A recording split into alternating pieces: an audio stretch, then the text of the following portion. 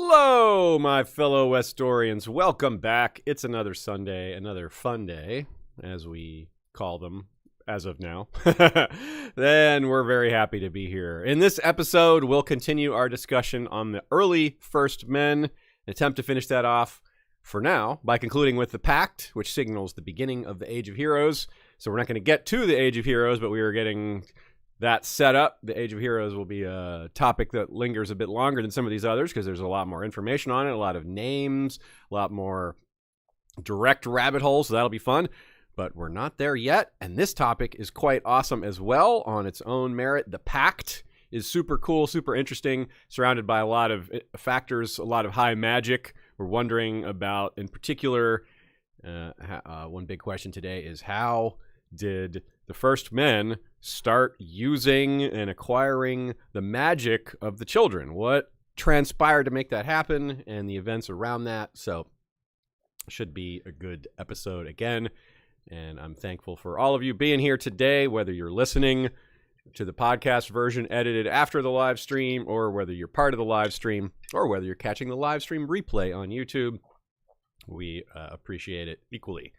So let's get to it. I heard the clink of ice, which only means that Sean has some kind of beverage that he just took a drink from. What the heck is it this time? I do have a beverage, as always. I want to point out, I think we've been calling it Sunday Fun Day since you're the worst, not just now. Right, you're on. the Westeros. Well said. Good said. I have, again, a Bang concoction. Oh. With the, I think it's very similar to last week. I think I still have the blue protein naked drink along with the blueberry Bang, but also watermelon strawberry sparkling ice mixed. Nice. This episode's sponsored by Bang. No, I wish. No, this episode is not sponsored by Bang, but it is sponsored by GiveHerGifts.com, GIVHER gifts.com. Get 10% off with the code Westeros. Yeah, if Bang was sponsoring us, that would be pretty cool too, but they've probably never heard of us. Now, speaking of ice, over on Nina's blog, which of course is Good Queen Alley with 1L.tumblr.com, she's asking, or rather answering, a question that was asked to her about ice being melted down into two Valyrian steel blades that have Targaryen colors, and what's the possible symbolism or concept behind all that. So that's a very interesting question, and you'll want to head over there to see her answer. You can also get bonus episodes of History of Westeros through patreon.com/History of Westeros, or going to historyofwesteros.com and sending us a one-time donation. We also appreciate any questions you have to send. Participation in each episode is most welcome and encouraged. A lot of times you all ask us great, interesting questions that take us into new and interesting places, and that is awesome. And it's one of the reasons why we like doing this as a live stream. Can I say, in terms of ice being melted down, someone pointed something out on Twitter that I want to point out that's really obvious to me now. I'm like, ice was melted down into two swords, right? Yeah. Widow's Wail and Oathkeeper. Yeah. It's Ned Stark and Catelyn Stark. No. It's literally Catelyn Stark and Ned Stark. And like, I know, right? I wish I knew. I was just some random person. The person wasn't saying that they thought of it, so I don't feel bad not crediting them. They were like, I read this, and I was like, wow. It does kind of apply, yeah. And they were She was a widow, they and were she sundered around that time too. Like, you never got to see each other again. Anyway, fun fact for you. That's pretty good. I wonder if that even occurred to George. Maybe that's one of those ones that maybe it's just kind of an accident, but maybe very intentional. Yeah. It had to. I think so? Yeah. Okay. I bet he worked through it. I bet he knew he had a good one there. By the way, I love that. I mean, I've brought this up a few times. There's just infinite analysis of this content. Yeah. Like, Aziz, you've got to be like a world-leading expert. Never mind Ashea and the people in our circle of friends. And, you know, even I am coming into it relatively new, but still surrounded by experts and going to cons and doing these podcasts. And there's still new stuff. There's still things that we haven't realized. Yeah, that's yet. book And 2, that right there, right? Yeah, like, oh, man. Yeah, it's really incredible, huh? Yeah, that book 2 came out in 1998. Man, yeah. Also, a segue a little bit from you kind of inviting questions and interaction with the fandom. I think we did talk at least a little bit about it last week, but it was a discussion in the chat. I think Christina is an archaeologist. She's been Oh, pretty active recently. nice. And they were talking about the idea that the migration of the first men across the arm, or however they came across that, migration goes two ways. It seems like there might have been Literally. some entities going from Westeros to Essos, and but there doesn't seem to be any evidence of the children or werewood or giants, as far as we know, anywhere in Essos. And I thought that maybe it could just be as simple as the desert barrier. If the children are mostly living in forested areas and have to cross through mountain passes and deserts, maybe they're not as motivated, and they might not be as motivated simply because their culture, maybe they don't feel the same need or have the same curiosity to expand and explore. And I think it could be the werewolves. Maybe that's why. Because werewolves may only be in Westeros, and if they wanted to stay close to those, want or need to stay near them. That doesn't explain the Ifakevron, which is exactly, which we talked about. That's part of this that we did discuss a little bit, but they don't have werewolves. So either they have their own thing, or maybe they're severed from that, and that's part of why they become different. Trees. Yeah.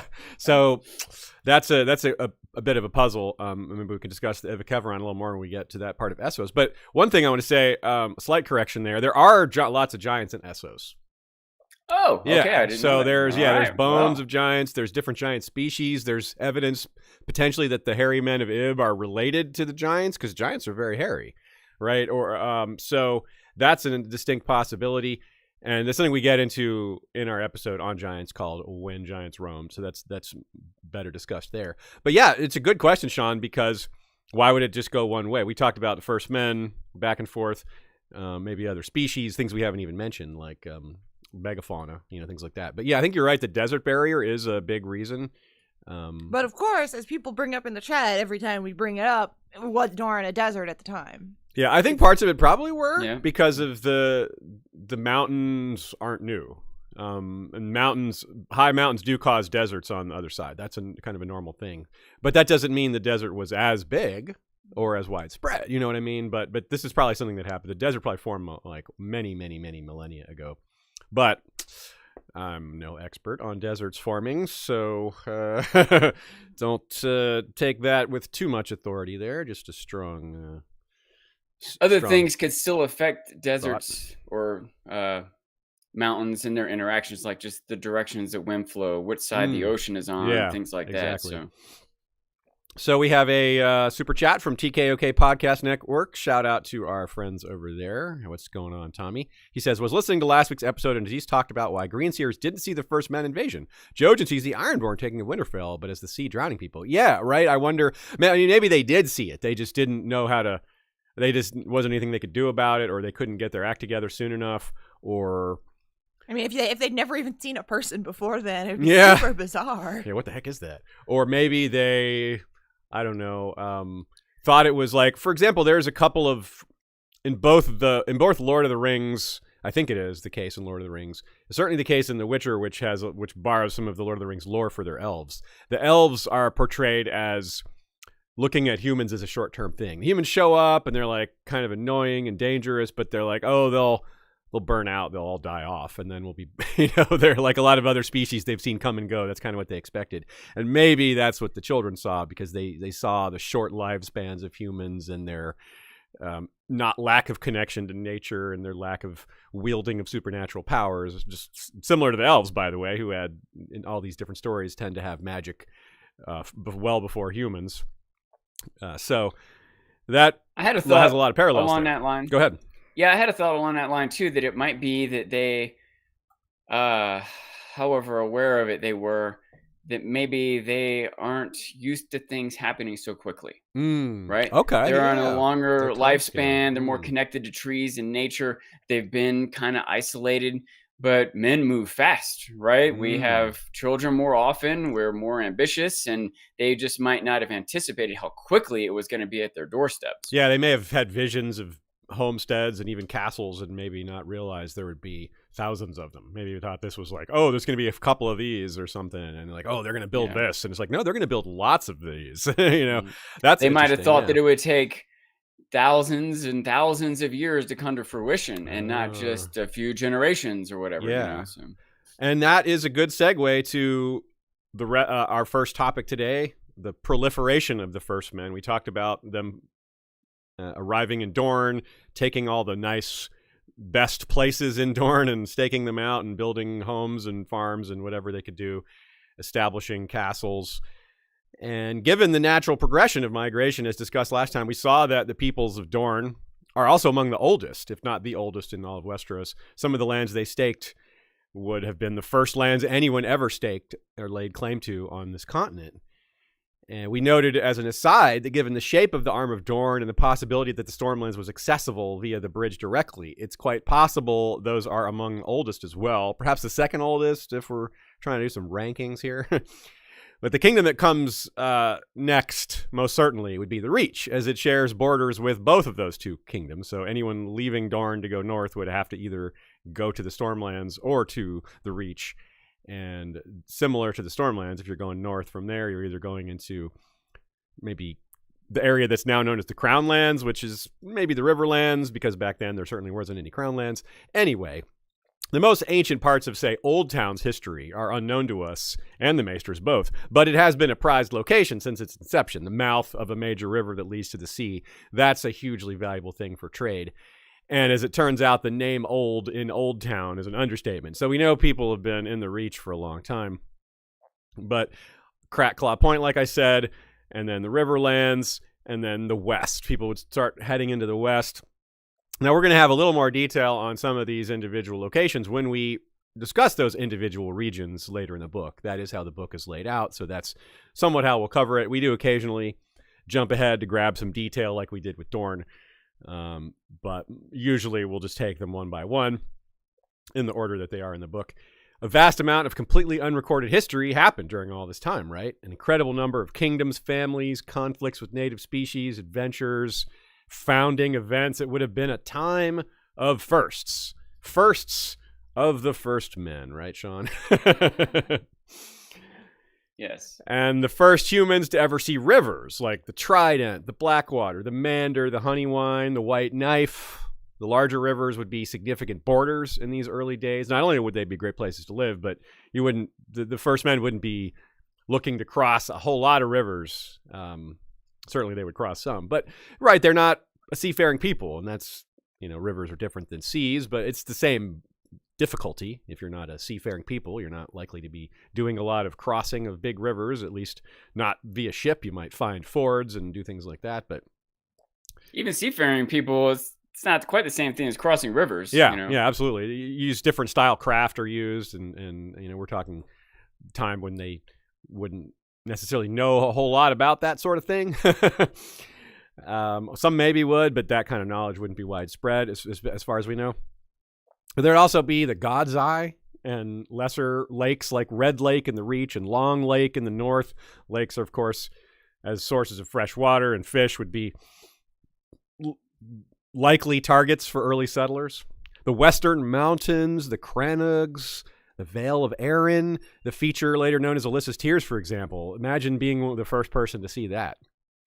The first sightings of natural harbors that would much later become trade hubs, but would have looked even appealing to ancients way back then. Someone was the first ever to try a Westerosi lemon or apple or whatever fruits are native in these different places. Someone else ate something they shouldn't have. Several somethings, probably. The first unsafe mushrooms, for example. Someone might debate us on that one, no, those mushrooms were great, man. Someone was the first to have a Westerosi lemon cake. Yeah, that's true. There would be the first rune set down on a rock or a tree or what have you. The first mine, the first farm, the first walls, the first castles and villages. Someone brought the first boat to Westeros, and someone else built the first boat with wood cut from trees cut down in Westeros itself. First items made of bronze brought to and made there. So many firsts, you could really just go on here forever. The first... Go ahead.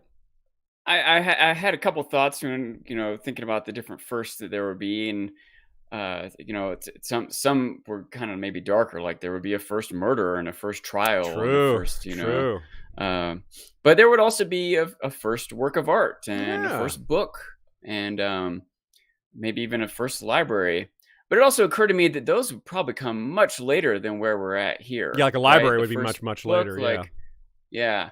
I don't know Or how books much even, writing was. I mean, that's almost the point. This is kind of yeah, they have runes is all you they had know, as far like- as we know. Yeah. Yeah, there may be some rudimentary symbols they could sketch out, but I don't know if there would be a book. But Yeah, probably not anything like but that. that got me to thinking about another thing that might permeate other thoughts throughout here. Is that this is sort of like when we try to compare and contrast to the real world, the first man coming across is it's kind of like two different moments from our history.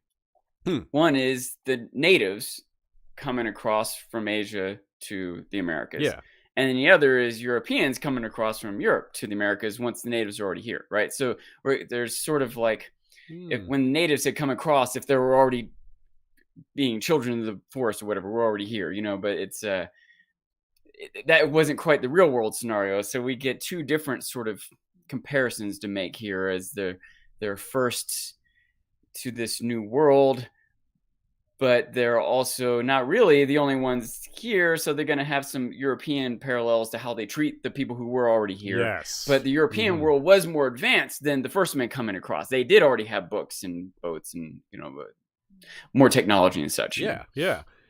And that's, this is also where we need to remember that there wasn't just one monolithic culture called the First Men. Perhaps it somewhat evolved that way after settling in Westeros, but they would have come with different cultures and languages. And at some point, the locals amalgamated. The First Men started speaking their own language called the Old Tongue, and that became the language throughout Westeros for a very long time until the development of the Common Tongue, which came much later.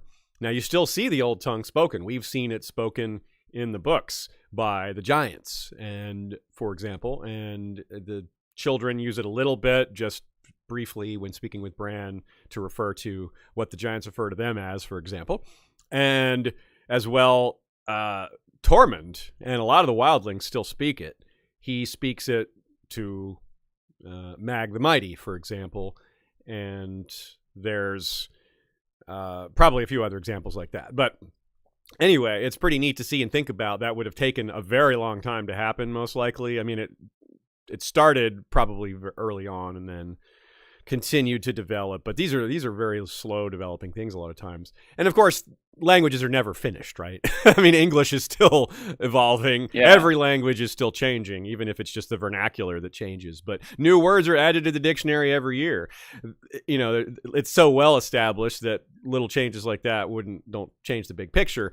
But if you think back to the beginning, when language was being codified for the first time, you better believe there were some things like that. They had to make decisions and work with a lot of difficulty of non-standardization. And that would have been the case here, too. There's no standard. There wasn't a citadel back then telling everyone how to speak the Old Tongue. Actually, maybe there was a citadel, but it probably... That's also a thing that developed gradually and may have, in fact, impacted language in Westeros. But that is just a guess. Yeah, there's definitely... it's relatively new in history, even in the history of the English language, for there to be the standardization that there is, even though it isn't really completely standard, right? Even if there are some ostensible rules, we don't always use them all. I mean, gonna isn't a word, right? but everyone knows what you mean when you say, I'm gonna go to the store. And so that, you know, if people understand what you mean, well, then that's communicating. That's what language is supposed to do. Oh, it is a word, I think, probably. Yeah, it may now be maybe. a word. I wouldn't be surprised if it's in a dictionary at this point, but... It certainly wasn't for a long time while it was being used. Yeah. Mm-hmm. One thing interesting about one thing that did help homogenize language or standardize it a little bit, for better or worse, is that communications that would happen between leaders, like the King of England, would have letters sent out back and forth to different cities within, discussing taxes or wars or whatever. And they all use different words and spellings and letters even. Like I don't think I'm exaggerating, at one point there were like 24 different spellings of the word church. Whoa. Like the I, the U, and the E could all be interchangeable. CH could have also been just C or K, any combination of any permutation of all those mix-ups. But just whatever the scribes for the King of England were using, all the other cities just fell in line and they started using that too, and so, of course, just like making the Webster's Dictionary did a lot. Shakespeare, just because he wrote so much and so many people read what he wrote, his grammar, his spelling started to be copied by other people. Interesting. So it's interesting, some sort of informal things through history that started to standardize language, but then there were some formal attempts. But even still, like you said, it still keeps growing and evolving. But imagine when there was no king of Westeros to be writing letters back and forth, how differently people would have pronounced and spelled words. One of the things I appreciate, I don't appreciate, but I think it's interesting as well. She hates it. Yeah, it's algorithmic. Is algorithms is how they censor certain words, and so people on places like TikTok have to use other words in order to skirt the algorithm, both when saying it out loud and when typing it. So, for example, instead of the word sex, they might use segs, S-E-G-G-S. And so that is now part of our cultural vernacular when it wouldn't have been before, and that is just because of these algorithms. And it's really neat because someone sees it and they immediately get it. They're like, oh, it's a way to get around the filter. It's like how an ancient person might see a shovel and be like, oh, that would be really useful. Having never seen one before. Like, you immediately get it without having used it. Yes. That's really fascinating. I don't even have this in the notes, but it's something that just occurred to me and is really important given the name of this series that we're all such big fans of, is songs. Songs would be another way that words proliferate because they're very memorable. They really they stick in your memory more so than just regular phrases. The attachment of music just helps you. Think about how we learn the alphabet. Good point. We make a song out of it. Yeah, great point. Yeah, good said. So that is quite possible, and that's also a thing that would spread. Like, you have something like even in ancient times, you might have wandering musicians. Their instruments would be relatively primitive, but there's nothing primitive about the human voice, right? That people have been singing since babies have been popping out of the womb crying, So it's a super ancient thing, and I believe that's not an unlikely way for some of the mutual agreement of how words are used and what words mean what would have been shared and how that proliferated. So that's pretty cool, y'all, right?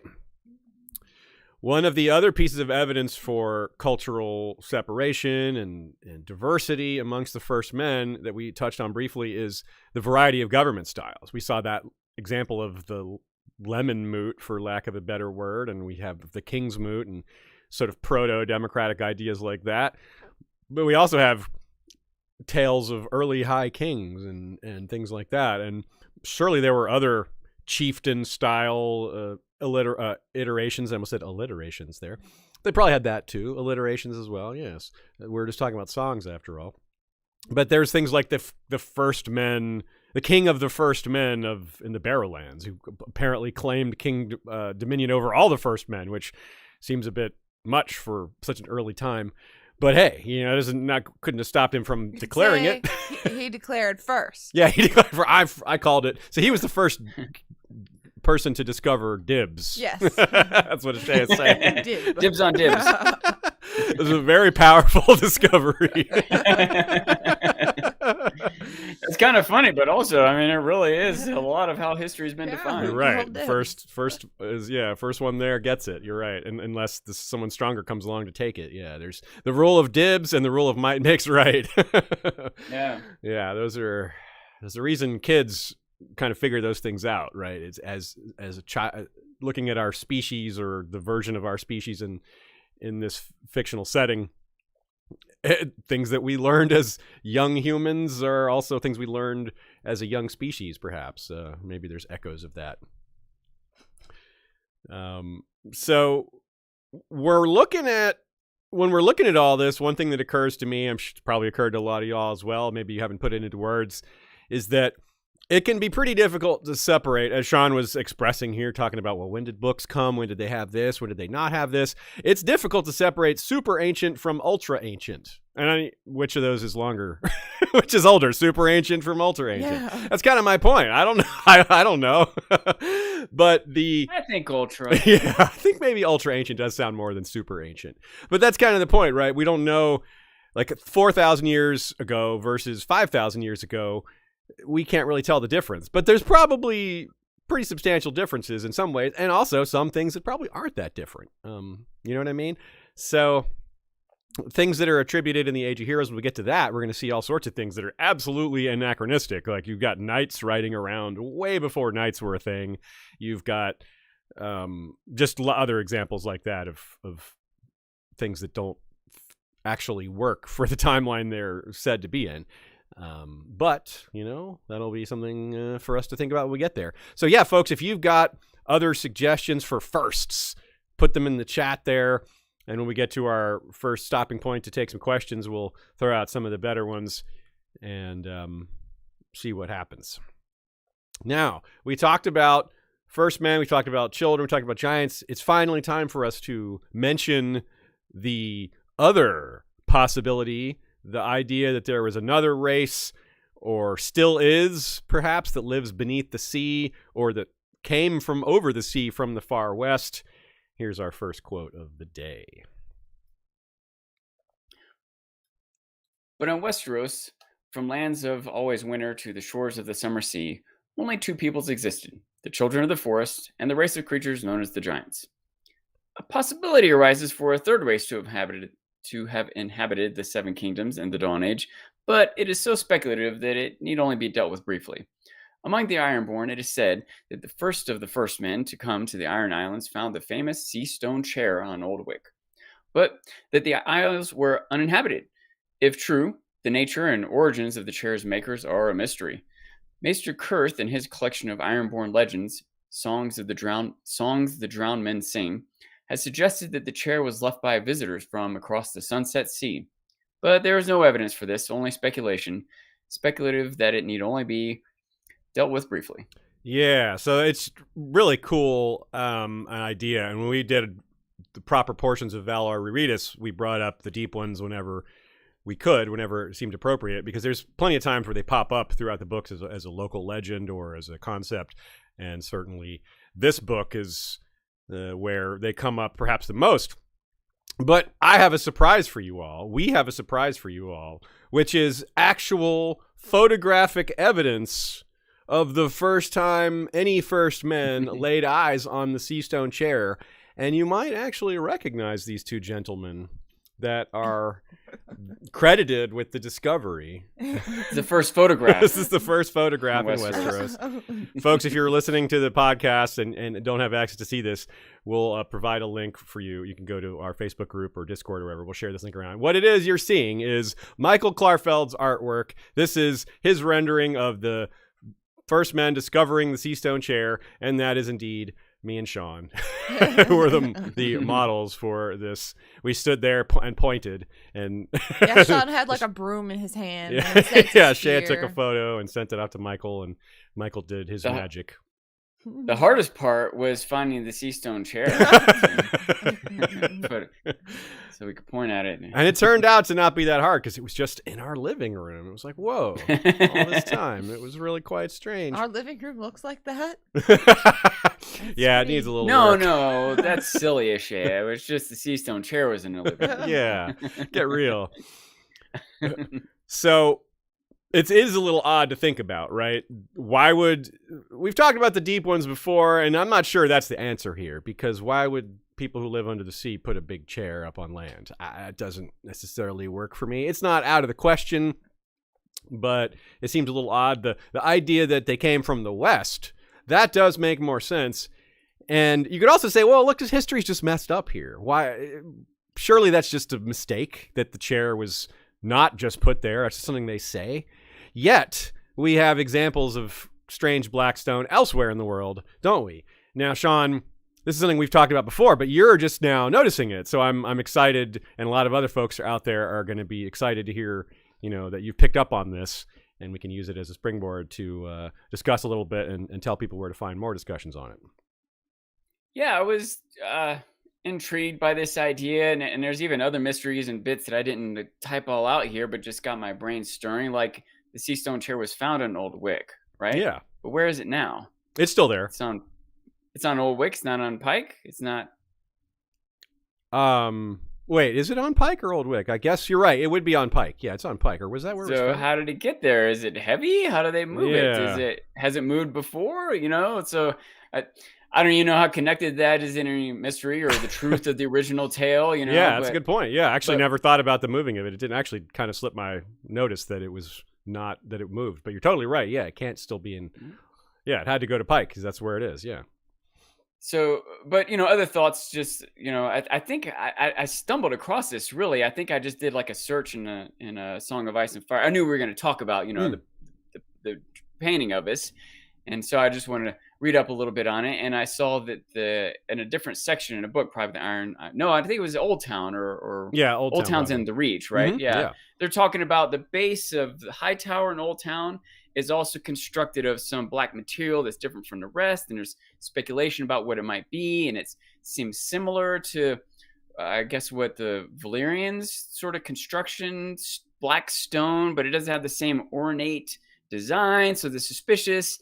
And there was an Ironborn maester who would have been more familiar with the Seastone Chair that thought they looked similar, and so he was theorizing, and Ian Dell seems to kind of dismiss this, but it made me wonder, well, I wonder if there's other examples of this, and they called it fused black stone, so I had to search for that. There's a bunch of examples came up, and I even remembered one of the towns, I think Old Volantis, that Tyrion went through. I think I even sent you in my notes when I was reading that. I was like, what's with George making these preposterously huge walls? Like, how can these things exist or be constructed? But it was also a black stone. Mm-hmm. Yeah. And there were several others. But I think that one, or one of them, was described as being plain black slabs of this shiny black stone. I was like, that kind of reminds me of the obelisk in 2001. Yeah. And I started thinking it would have maybe been a similar. I was literally thinking of our painting of us, like pointing and like these sort of primitive humans discovering this somewhat unnatural device, edifice, monolithic device, whatever you want to call it, And I think in 2001, I have a YouTube channel where I try to cover movies, and I did a lot of research on 2001, which is very research worthy. It's an interesting, odd, kind of artsy sort of movie if you haven't seen it. But it starts off, most of it's like in space and they're like going to Jupiter or whatever, but it starts off with primitive humans, like even humanoids, I don't even think they're necessarily Homo sapiens. And this obelisk appears, and it seems to appear at the moment that they discover tools, weapons, and I'm not sure if there's supposed to be a cause and effect involved, but then this movie suddenly flashes forward thousands of years, and it appears again at the point that we've discovered spaceflight. And so there's no clear answer that Kubrick or Clark have given about exactly what it is, but obviously there's this idea that it symbolizes on some level a leap forward of humankind. And I wonder if maybe the Seastone Chair or some of these other constructions on some level in George's mind are meant to represent ancient moments of advancement. That's a great idea. I like that thought a lot, Sean, because surely George is aware of 2001 and he wrote a lot of this stuff after that. Obviously, most of all of this was written after 2001. He's a sci-fi fan. It came out in 1969, I think. So so it's it's certainly well before. Most of all of his writing came before 2001. I mean, the book, not the year, obviously. That gets confusing. You say before 2001, it's like, no, George started in 1996. But like, that's confusing. But that's a really good point, because the monolith shows up, as you said, during a point of advancement, and that's sort of similar. They discover the Seastone Chair, they discover these islands, or they perhaps ancient humans in other places around the world where this black stone comes up is meant to signify that, or to at least make us think of that, maybe his own version of that concept. But yeah, like you said, it pops up in a couple places. The 5 forts Toad Isle in the Basilisk Isles has it. Ashai has it, and that's a really important one because that's people live there. You know? Yeah, and then of course we have the fused Blackstone, which is different. Yeah. That, you point out for the High Tower and the Five Forts. Yeah, so there is some difference in those, and that is what we get into in our episodes on Ashai and Great Empire of the Dawn. Those are some big episodes with a lot of content that are not just about those stones, of course, but they're a big part of it, and that exploration is there. Yeah, with lots of maps and showing kind of where they are visually and stuff like that. It's got a lot of visuals to it. Yeah. Yeah, it sounds like you need to check that episode out, Sean. Yeah. Do your homework. And by the way, another thing that is, I guess, not known or talked about much, but what is farther to the west? Yeah. Is it just an ocean that connects back around to Essos, or is there a whole nother continent of people who maybe ancient people who explored around the world that had some technology with black stones, or maybe people from Essos went to Westeros and then on and through the way we're working with these black stones. It's so speculative. We should only discuss it briefly. No, we're going to discuss it lengthily. And where the stones are along a way where someone would travel along the coasts, and it does make sense that it's someone that didn't live there, that has come from elsewhere. A couple other points on this, Sean. First, to answer your question about what's over there, we definitely don't know. We do know that it's been explored somewhat, but the people that explored it have never come back. And the most famous of those explorers would be Alice. I'm totally spacing out on her name. Oh, Alyssa Farman? Alyssa Farman, yeah. Geez. Alyssa Farman and the Sun Chaser. Super awesome story. We did a whole episode on her and her adventures.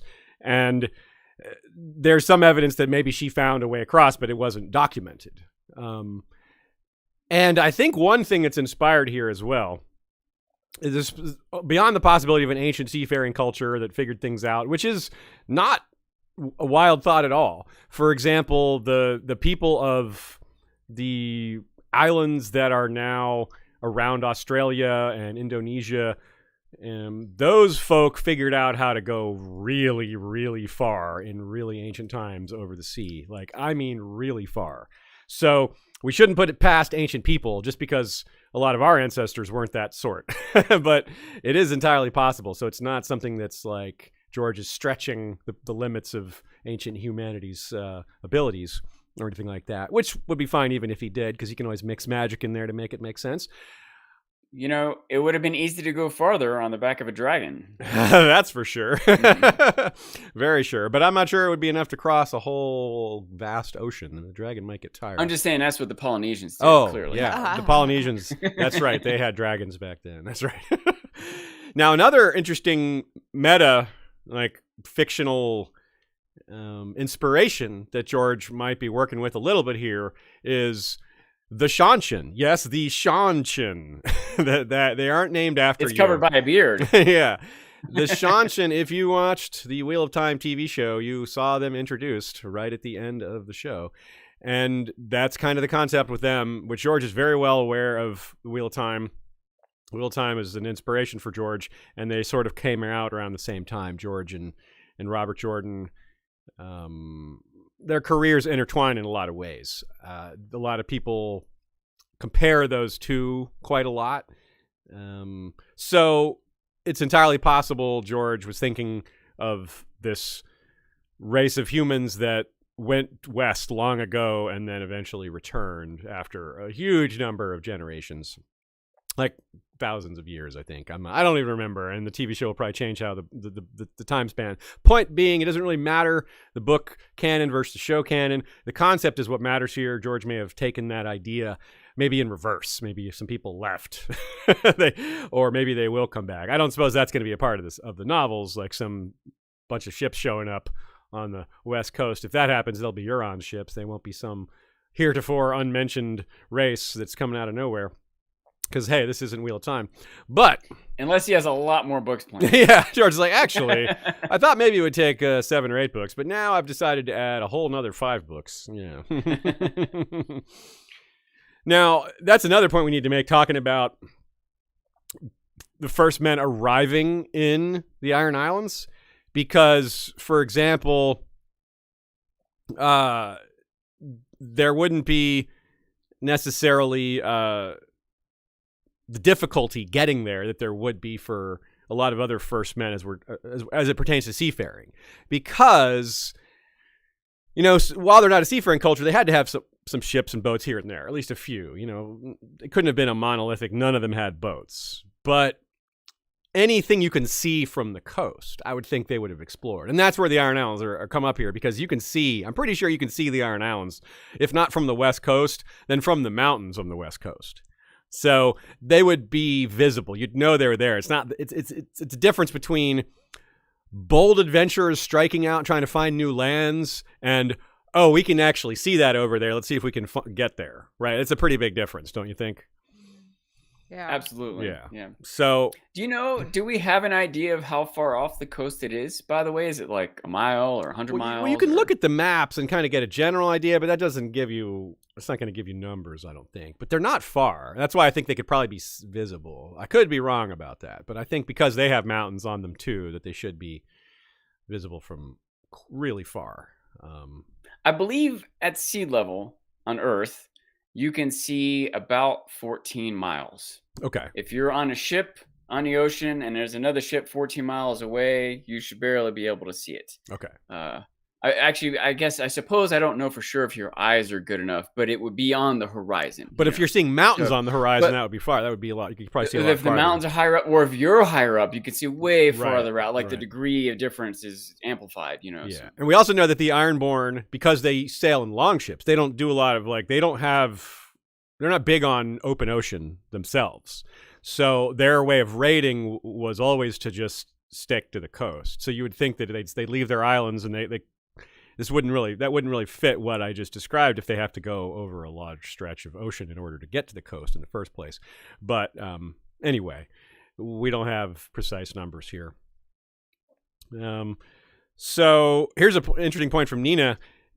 Maybe as a symbol of their dominance over the Iron Islands, even in the absence of these sea monsters or whatever they are, since the Deep Ones are supposed to be human sea monster hybrids, perhaps they combined the ominous, nefarious dominance of the sea monster race with human deference to royalty to create a lasting monument to their power. That's a cool idea. Then, as the Deep Ones faded from living memory and fully human people populated the Iron Islands, the Seastone Chair lost that sort of element, that supernatural element, and kind of evolved naturally into just a straight up political symbol, straight up symbol of power, a regular symbol of power, rather than something with a supernatural past. Although clearly there is some memory of this without the precision that we can attach it to any one culture. Just there's a legend that it was there. You know, there isn't much more to it than that. But this does make sense because that is an aspect of the Deep Ones, is they bred with humans, both in Lovecraft lore and apparently in Planetos or Taros, for lack of a better word for this planet. So yeah, if there were human hybrids, they could have existed and worshipped this chair or had one of their own sit on this chair, and humanity was terrified of them and drove them away, sent them back into the sea, or slaughtered them all. That sounds like something people would do. Also, aren't there stories of squishers? Aren't squishers sort of like amphibious humanoids? Could they be what the Deep Ones are, or what their mating with humans could be, or I mean, maybe it's just completely no. fable, You're totally right. That we have speculated on that exact same thing in Brienne's chapters in Crackclaw Point. We did take that as an opportunity to mention that theory because that's a big part of it. In the Lovecraft world, they start off looking human and then gradually their squisher qualities come out. They're not called squishers in his world; they're just straight up Deep Ones. But they're called squashers. Yeah. Squanchers, squatchers. Yeah, it's like church. There's like 50 different spellings of it. Yeah. And so they just the fish aspects come more slowly. Like over time, your eyes start to bulge out, your skin gets a little scalier. It's really creepy. So let's see here. Unless we have any other bits on that, let's take another step forward. The existence of the Drowned God. We'll use that as a segue to the next part. We have the Storm God, who is the sort of antagonist of the Drowned God, and others of that ilk remind us that the first men worshipped a variety of proto-gods, most of whom seem to have been forgotten, though perhaps they are represented still in runes that remain undeciphered. After all, that is an important thing to remember. There's a lot of runes on a lot of rocks and a lot of things out there, but most of it is just completely undeciphered. So there's a wealth of undiscovered knowledge about the first men that George has opted. Come on, Sam. Yeah, come on, Sam. Go decipher it. Get on that. I mean, there's other storm gods. There's not just the storm god of the Ironborn. There's said to be the one in the Stormlands, right? There's a storm god there, the one that blew down the different versions of Storm's End before they had a successful building of it. And in that same tale of Elenai, right? There's the rain god and Elenai. There's all these tales, like Renly, for example. There's this quote, look at me, I'm the rain god. Like, who's the rain god, right? That's kind of an interesting note when you think about that. But it fits in with this sort of Stormlands mythology of Elenai, who was a god of the daughter of the god of the sea and the goddess of the wind. So she was sounds like a kind of like a Greek figure, right? Even that name is somewhat Greek.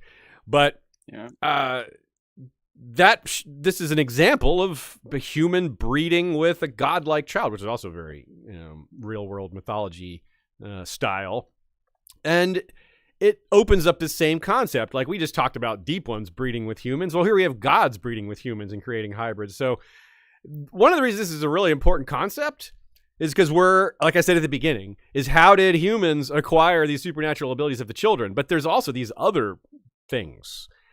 And the reason it's so important, let me just, one more statement, is the Age of Heroes. The Age of Heroes, which we're building up to, is this story of humans doing wildly supernatural things, living long periods of time, siring, hundreds of children, or doing deeds that are not possible for regular people. If any of those things are true, this could be the mechanism, or related to the mechanism, for how humans acquired such great powers, which became diluted over time as the original bloodlines were inserted into humanity's various families. Over time, that got diluted, sort of the way the Valyrians did, things like that. So anyway, yeah, that's a lot. Sean, how do you react to all that? It's pretty cool, huh? Did this story of Elenai, is she part of the Children of the Forest? No, it's just a story. We don't know. It's just it's from the gods that humans worshipped before the children before adopting the old gods. Yeah, so these are the gods that the first men brought with them from across the waters. Okay, apparently. And so before the first men adopted the worship of the children, they worshipped gods like these. So a thing that I was wondering was how they're referred to so often as the old gods. That's such a common statement that is made. And I wondered if that was just like a collective name for, like we might say the Greek gods, or, just collectively we're thinking of like, Zeus and Jupiter and Hades or whatever. And even the Greeks might have said the gods, and they just meant all these characters. And even aside from those specifics, their names or whatever, there was, the god of lightning, the god of the sea. And that's pretty common across cultures, even if they have different names. And a lot of times we even see how they're clearly transferred from one culture to the next. They may get some new names, but they're basically the same stories and characters or whatever. The clearest of this is going from the Greeks to the Romans. But you can see all sorts of examples of how even Christianity, which only has one God, was still pulling stories from other multi-god religions. Yeah. Anyway, in my mind, I was wondering if this is just something George hasn't bothered to give them all names, or if it's so far in the past has been forgotten, or if the children just thought of them also as the old gods, and there weren't specific individual characters or roles that there were. But and Nina seemed to be kind of suspicious of that. I even saw that at one point, Maester Lewin called them. They said that they had secret names, which still implies that there are different individual ones. Sam said they were nameless gods, which implies that maybe they still have certain roles. But it's, from what we talked about so far, it just seems like they're just like past generations of children that have been absorbed into the trees, Yes. or the collective memory or nature that's around them. In which case they and had a not name. individuals. But Yeah. in which case they had a name, Well, and they yeah, still true. do. A child that remembers another child that has gone into the trees, into the old gods, will know a name for at least one god. Yeah, because they Maybe the did names have are names. George yeah. and Carol. George and Carol. Carol the Green but, Seer. But then it was like an extra monkey wrench when this Nina pointed out that Renly talked about the rain god and this Eleni story, and so that made me start to think that, well, maybe the old gods, maybe the first men who absorbed the religion of the children, maybe they didn't purely take it on. Maybe they incorporated into the gods that they already had, and maybe at this point it's so old and lost that it's not the case necessarily anymore. But I can imagine for many generations, they may have believed in or worshipped or whatever the children of the forest's old gods, but also still had their god of thunder and their god of the sea and such. So I think you're totally right. I think they would have kept them together. I don't think you just old beliefs don't go so easily. And why can't gods coexist? There's not like, I mean, like if these are matters beyond mortal understanding, you're not sitting here going, well, our god killed that god. And especially if you worship natural forces, like there's still, if you worship the waves and there's still waves, then the thunder is still happening. Yeah.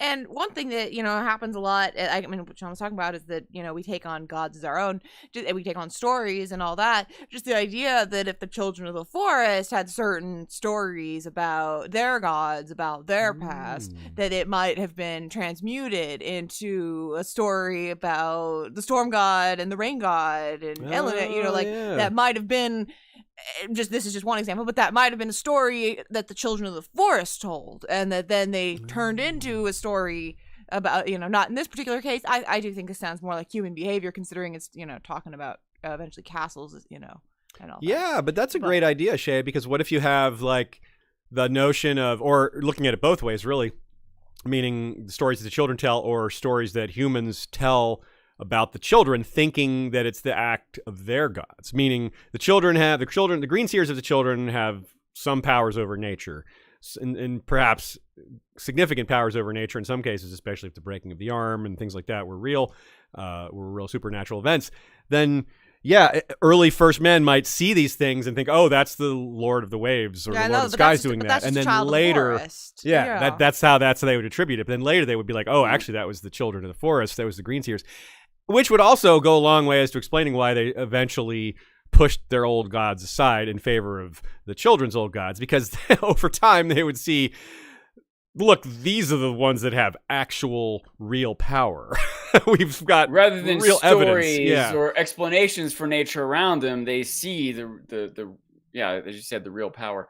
Another quick point I wanted to make is that it's relatively unique to Christianity this is the only God, and you have to reject all other gods. Most other religions aren't really like that. That's and true. I don't know if the children's gods or worship or the older gods of the first men coming across would have necessarily been like that. So it might have been a little quicker and easier to absorb, or for gods to coexist, like Shea was saying. Like, even if we have these gods and they have these gods, why can't they all be the gods? And maybe you can still pick and choose which ones to worship or why, but it doesn't mean the others don't exist, or you abandon them, or they're the lore behind them or whatever. So That's a great point. Yeah, well point, Sean. Especially too because that's one. Well, I was going to say that's one thing we appreciate about Victarion Greyjoy. Oh, yeah. How he ponders over these things. Yeah, Victarion asks very interesting supernatural philosophical questions. The type of things. Might as well sacrifice to them all. Yeah, he's like, just in case. Yeah, he's like, well, he's like, ooh. Excuse to sacrifice. Yeah. Yeah, he likes it. But yeah, like the children, like, don't seem like the types that would be like, no, there's only our gods. They're the only real forces on this whole planet. That doesn't sound like they're sort of, Zen, sort of take things as they are, like acceptance of nature and not needing answers, right? So it seems like too presumptive, too arrogant to declare that yours are the only. You don't really. We do get that eventually with the Andal. Coming of the Andals is where you get that sort of dogmatic, like, no, ours is the one true God. The Ironborn are kind of like that too. They just aren't powerful enough to force that on many people. But that is kind of how their most devout worshippers really do think that all the others are demons and not real gods. That is what Aaron says, after all. But even Victorian doesn't fully believe him, so it goes to show how even a devout guy like him still doesn't fully believe the party line there. Yeah. Is anyone else out there have Rage Against the Machine in their head right now? Here's your only God. I don't know if I can appropriately finish those lyrics, but that's a good one. Yeah, that's an appropriate reference there.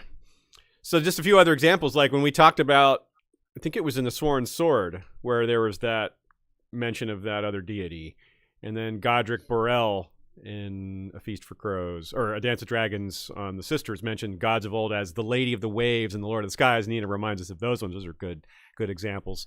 And the men, like, because the sisters had different forces of nature that brought boon to them, right? That's one of the reasons you would worship a certain force of nature over others, is that it's particularly valuable to you, right? Bringing back my example of desert magic not causing blizzards to happen, you wouldn't worship the snow god when you live in the desert, right? It's not really how that works, does it?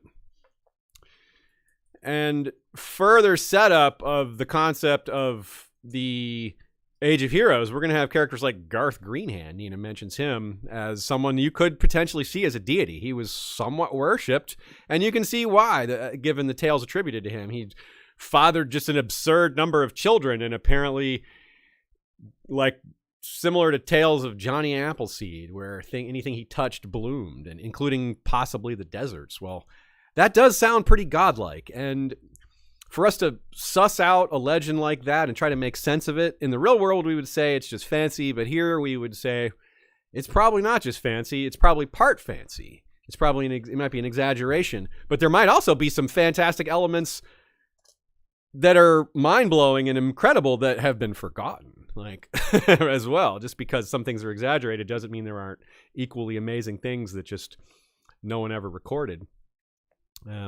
So when we think about deities and gods, we have to realize what the different forms they might take and what ancient peoples would look on as godlike, right? Just something that's far beyond them would seem godlike, something that's just mega powerful and mysterious. You could ascribe godhood to, and that's why people ascribe godhood to forces of nature. Like you say, that every river has a god in it, or every mountain has a god in it. That's not an uncommon way of looking at things in a lot of like animist traditions. So lots of cool possibilities and ideas there.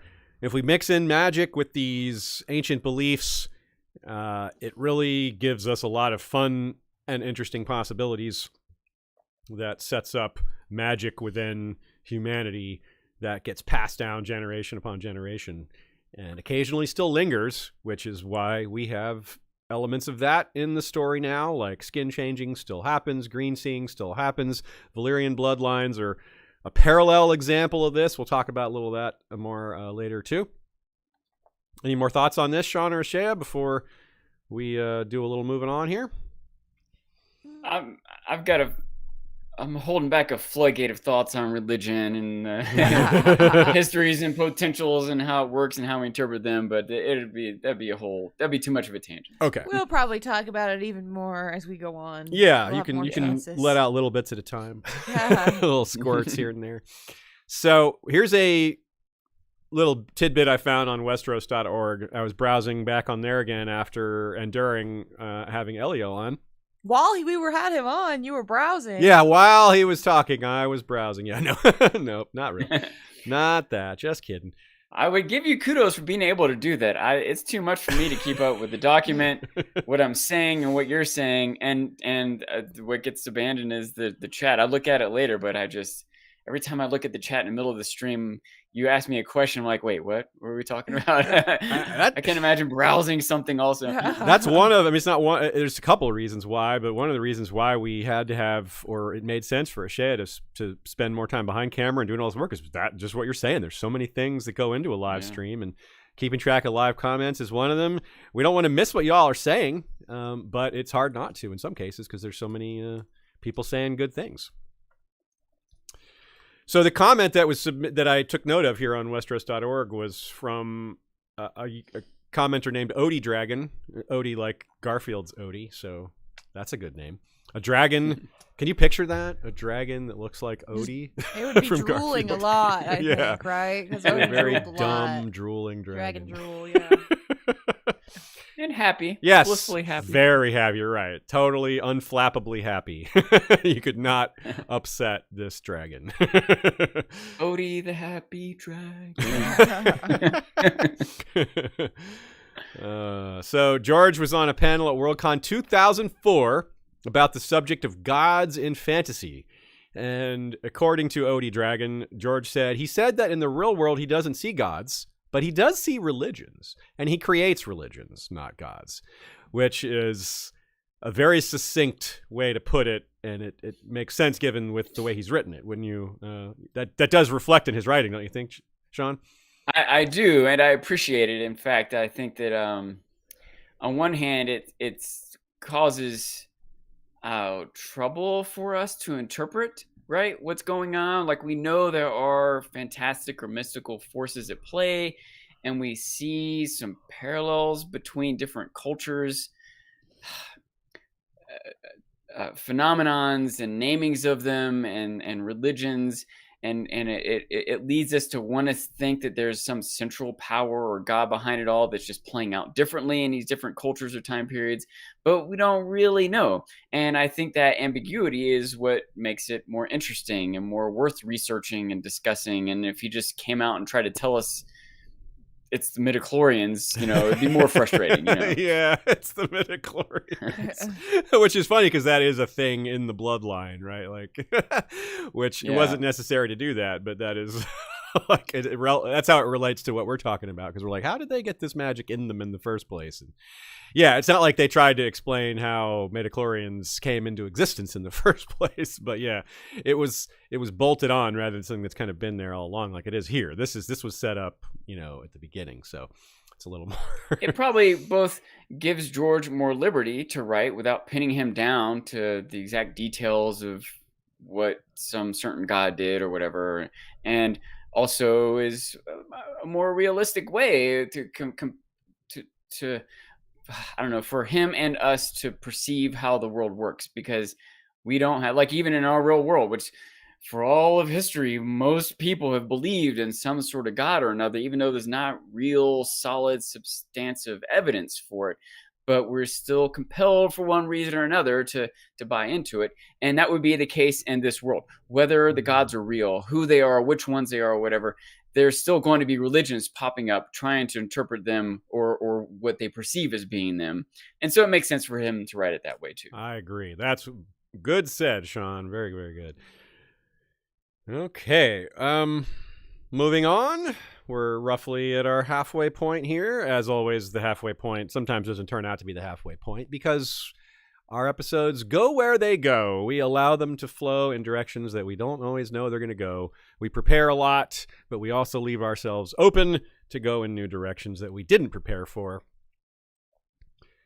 Even if you're one of those people who is good at coming up with gift ideas, you can never really have too many, because if you're getting someone a gift, you're probably getting them a gift again in a few months or later in the year, or maybe once a year.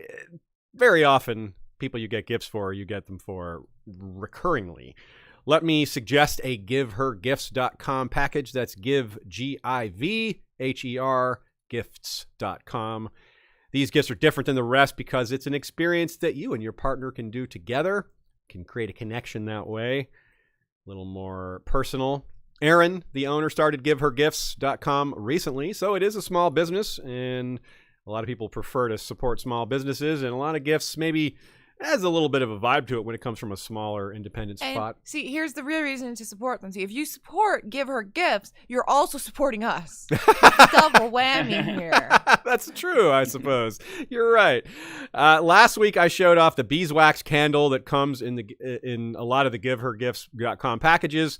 This week, I want to mention the Wild Roses body and massage oil. Also has an amazing smell to it. The beeswax candle made our studio, and I call it a studio. That's kind of a fancy word for it. It's not really a studio. It's our living room. It's where we watch It's our TV and work. office, yeah. It's our office, yeah. We don't really have a dedicated room for recording. We're not fancy people.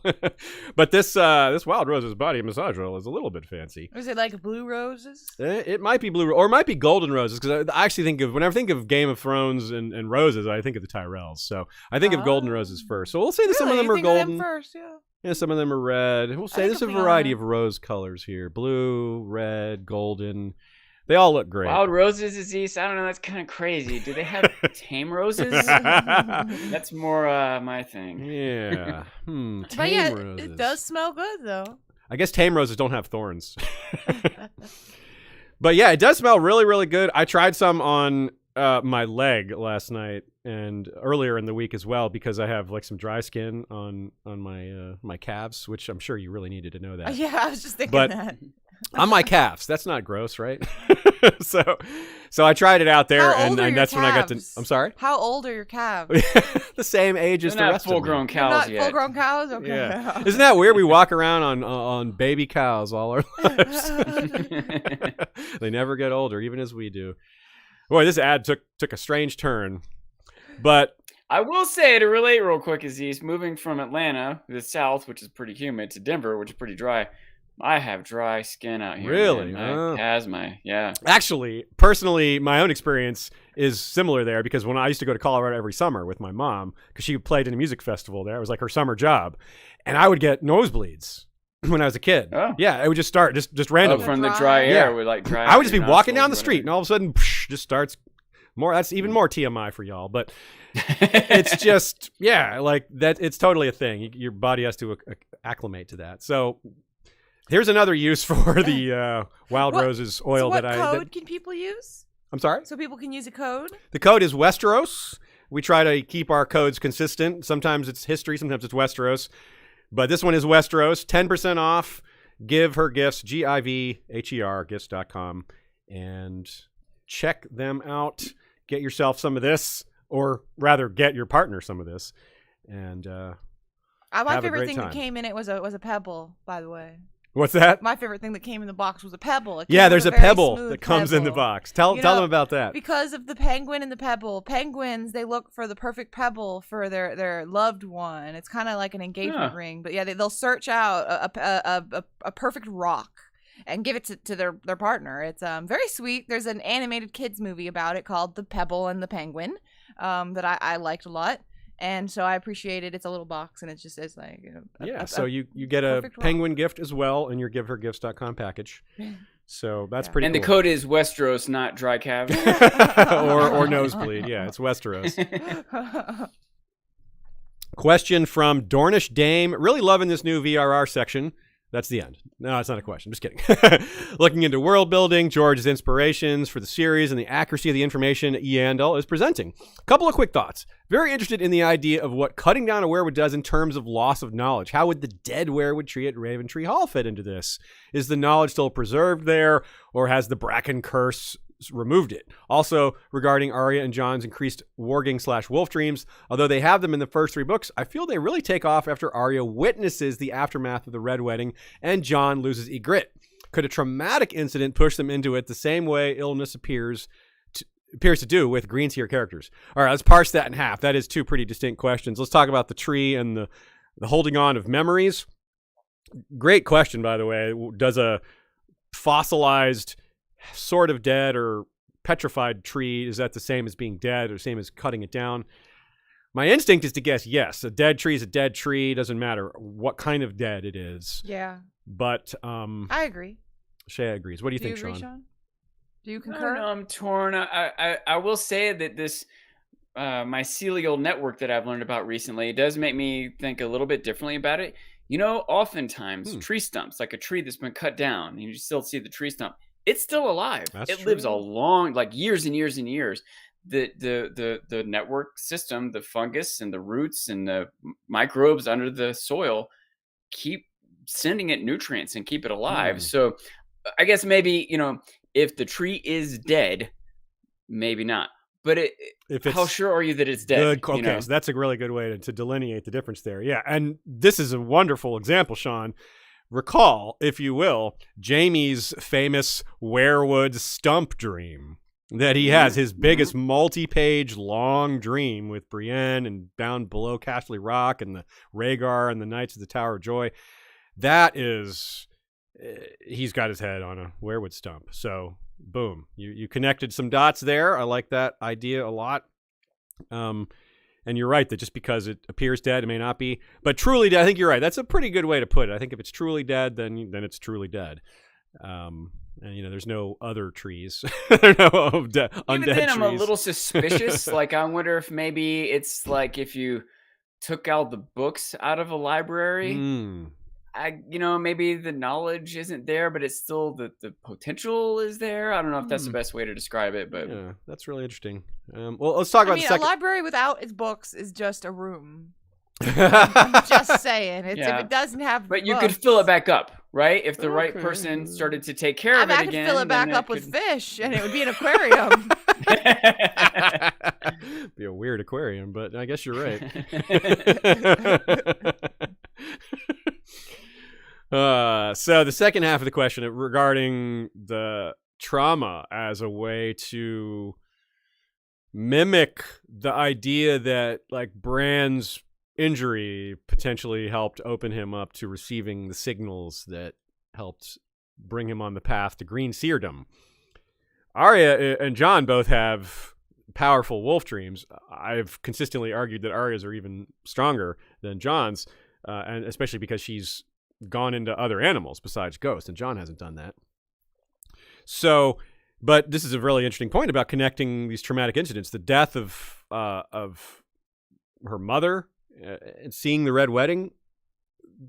Dornish Dane points out that Arya's most intense wolf dreams come right after that, and that's an interesting realization because as I'm still working on this Brandon the Builder episode, there's a section in there about right after the Red Wedding, because Arya and Sandor go and build a wall in a small village, and it's an interesting little parallel to the building of the wall by giants, because Sandor is then kicked out after he builds the wall, which is kind of like what happened to the giants. Right? Isn't that neat? But so I don't want to get lost in that.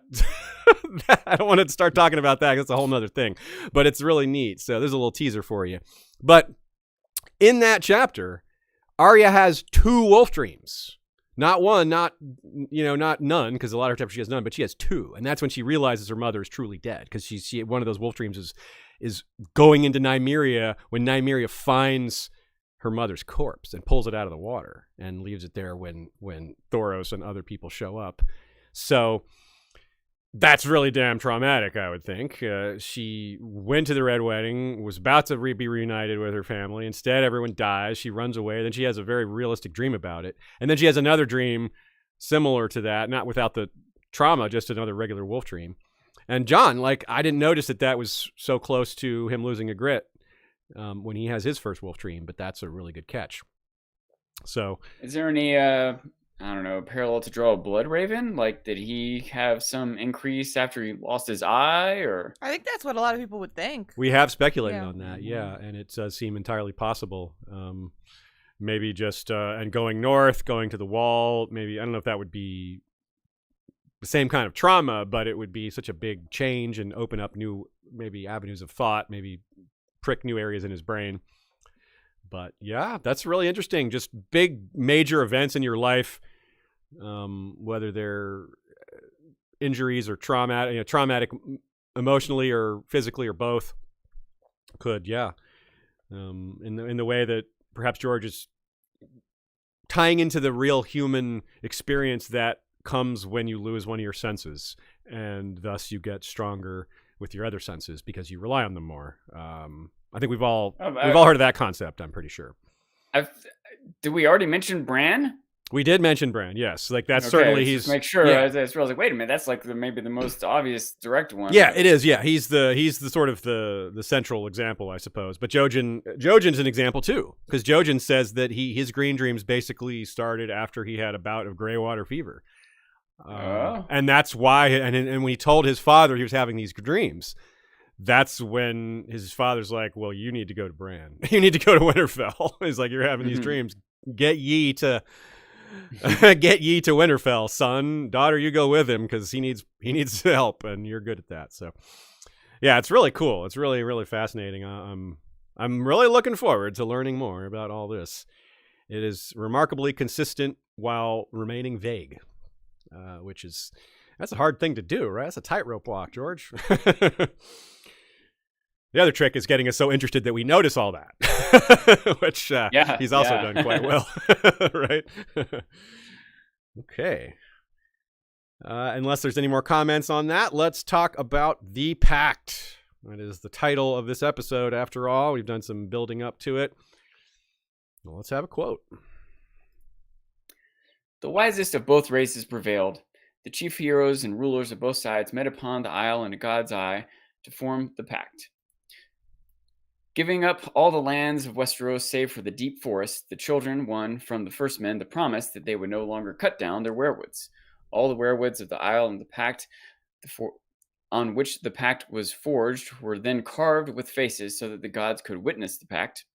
And the Order of the Green Men was made afterwards to tend to the weirwoods and protect the isle.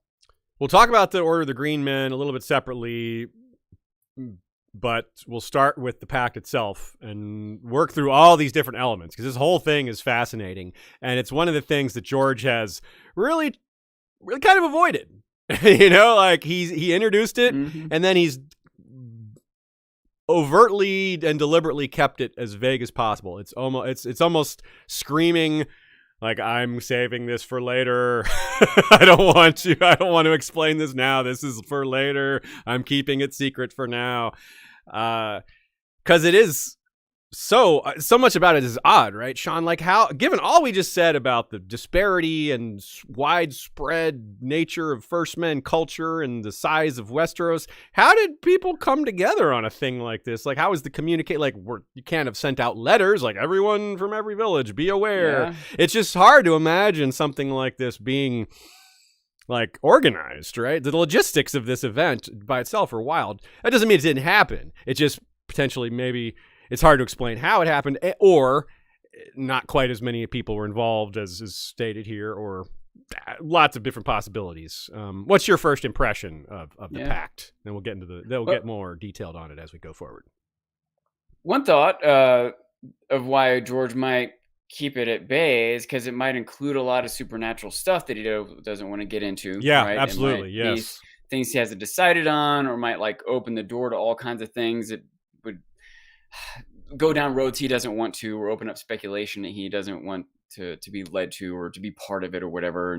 But he doesn't necessarily want to shut it all down either. So I can see a lot of reasons why it might be like a story he hasn't fully fleshed out in his mind, or a story that starts up too many new different stories, or maybe isn't totally necessary to the central plot and characters that we're following. And he wants other things, but that doesn't make first. Us not really want to know.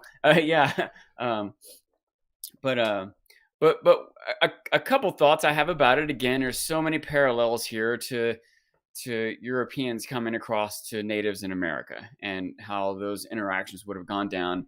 And there's a couple, I think, particularly noteworthy examples to draw conclusions from here, I guess. I don't know how to say it, but one is that the first official treaty between the U.S. and natives was in 1778, which was while the U.S. was still in the middle of the Revolutionary War against England. And it was it's got kind of two names. It's called the Treaty of the Delawares. We were just calling them the quote unquote the Delaware Indians, just the native tribes that lived in the area of the Delaware River.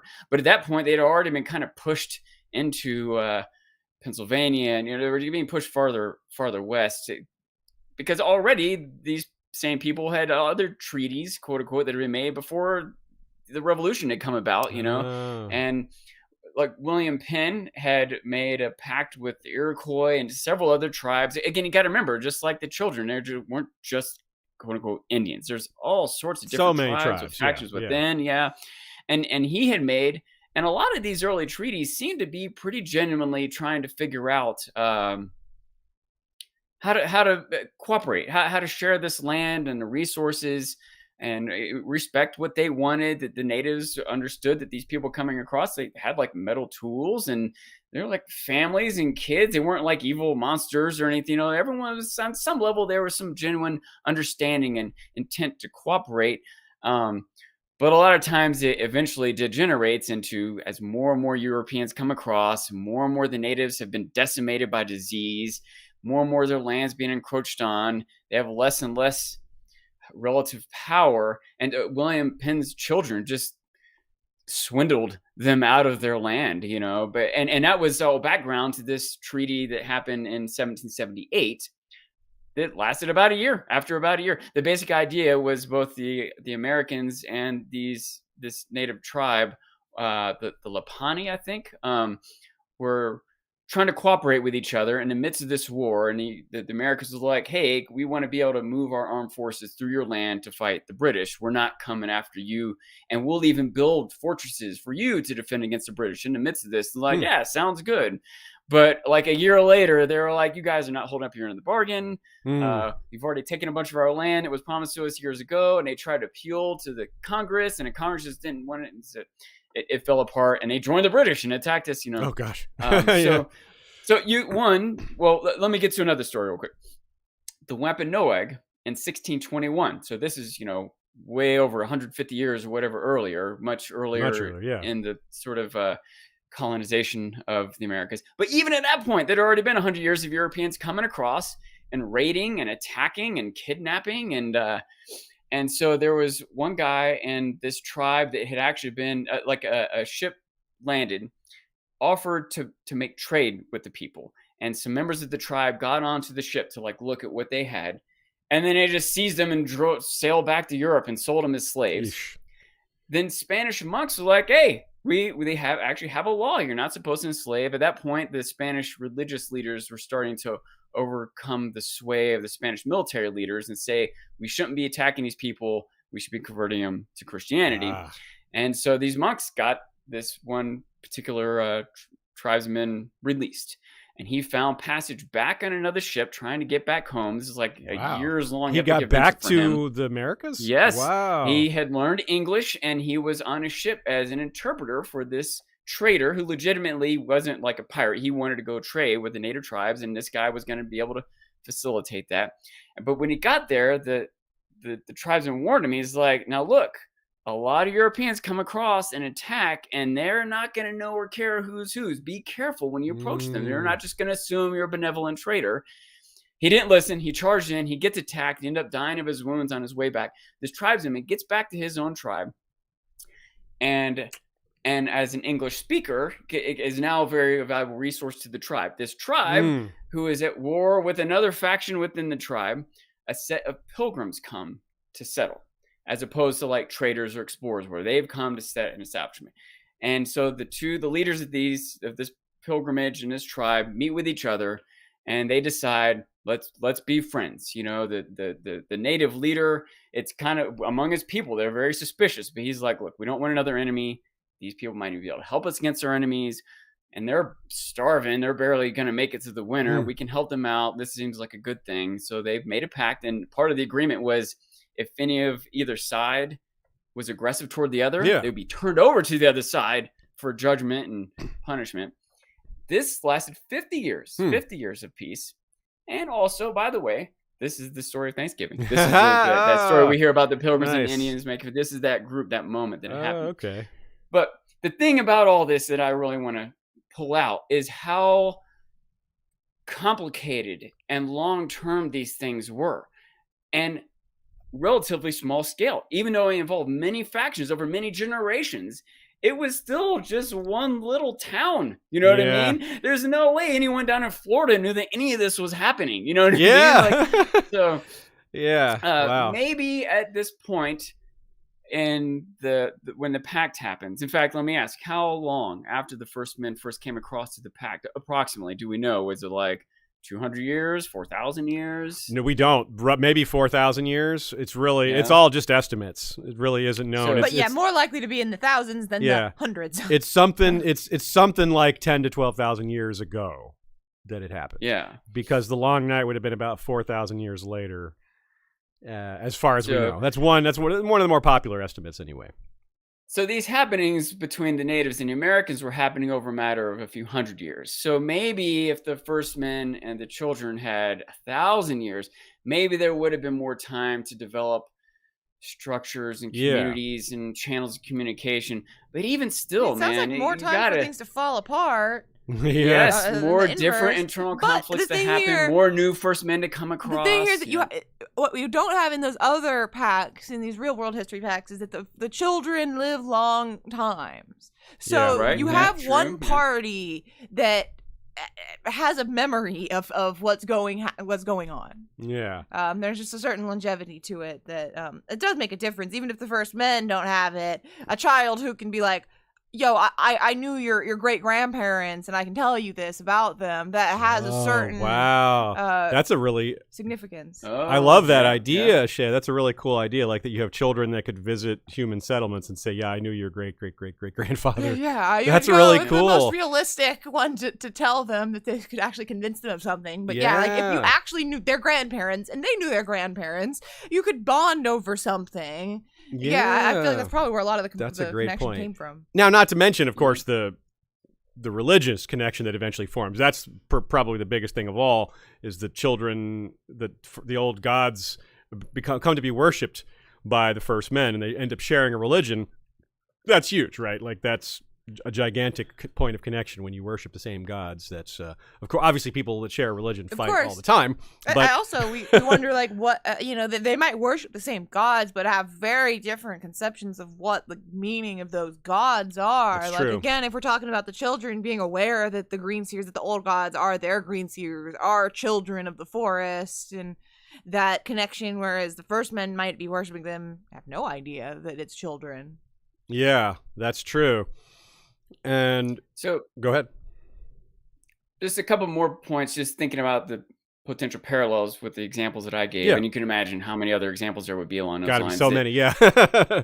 One thing that happens as time passes, there would be more infrastructure. There would be more roads built and established communities that would communicate with each other, liaisons and trade and political leaders and such. So, like when the more official United States makes a treaty in 1778 with a native tribe, that is going to be like on the books and disseminated among different leaders and better known than something that happened 150 years ago between just two people next to each other communicating. It's not. Yeah, once the involving the trade and entirety of communication networks are established, then they're more But also, ironically, as you get deeper into time, the treaties were less respected and lasted less long. As the balance of power had shifted, as there were more different motivations involved and stuff like that. So I can also imagine maybe things like that happen with the Pact. Like by the time they got to the Pact, there might have been more. It would have included, it almost specifically included leaders from different areas. And maybe they, over time, it might have taken a whole generation to organize the Pact.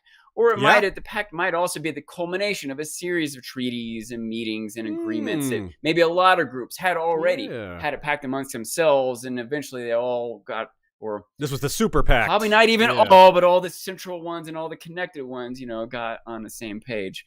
That's a good idea. I like that thought a lot. Yeah. As far as in the story itself, we've all heard of the Pact plenty of times. We've talked about it a few times. It's mentioned in the history books, obviously, but in the five main books, it's mentioned once, and that's it. And the one time, that's it. The Bran 7, his last chapter in the first book, Bran 7, Game of Thrones, when Lewin is giving a history lesson to the kids, which by proxy, us as readers. By the way, as an aside, as difficult as writing children POV sounds, and George has even said that himself, like multiple, like, it's really hard to do kid POVs. You can't deny the narrative power of adult explain something to a child or a group of children, and as a way to explain things to an audience and in like a authentic manner. Yeah, and it's something effective. That's easy to overdo. Also, I think George does a good job of these moments where he uses a character telling a story to fill us in on background or details without it seeming too contrived. Yeah, if you do that a lot, then that's your. If every time two characters meet, they're like, "Hello, Jaime, my brother. Oh, hi, Cersei, my sister. What do you think of our father, Tywin?" A lot of times TV No one talks dialogue, trying like to keep that. people abreast of past episodes, can be very unrealistic dialogue. Yeah. But a teacher talking to children makes a lot of sense. Yeah. That's the same scene where Rickon wants 4 arrowheads because he's 4. Yeah, I appreciate that the Pact is brought up here in this brand chapter. That's the one, because I mean, we obviously think that's the POV we'll be in when we see the Pact, when we find out more information about it. Yeah, like he's perhaps our only way. He's the only way we could actually see a glimpse of it happening through, green sight, through him looking in the trees. Like, we could actually see it. We can actually hear more about it through the children, through him, and we can actually see some sort of similarity, in his plot going forward in terms of trying to find some peaceful resolution.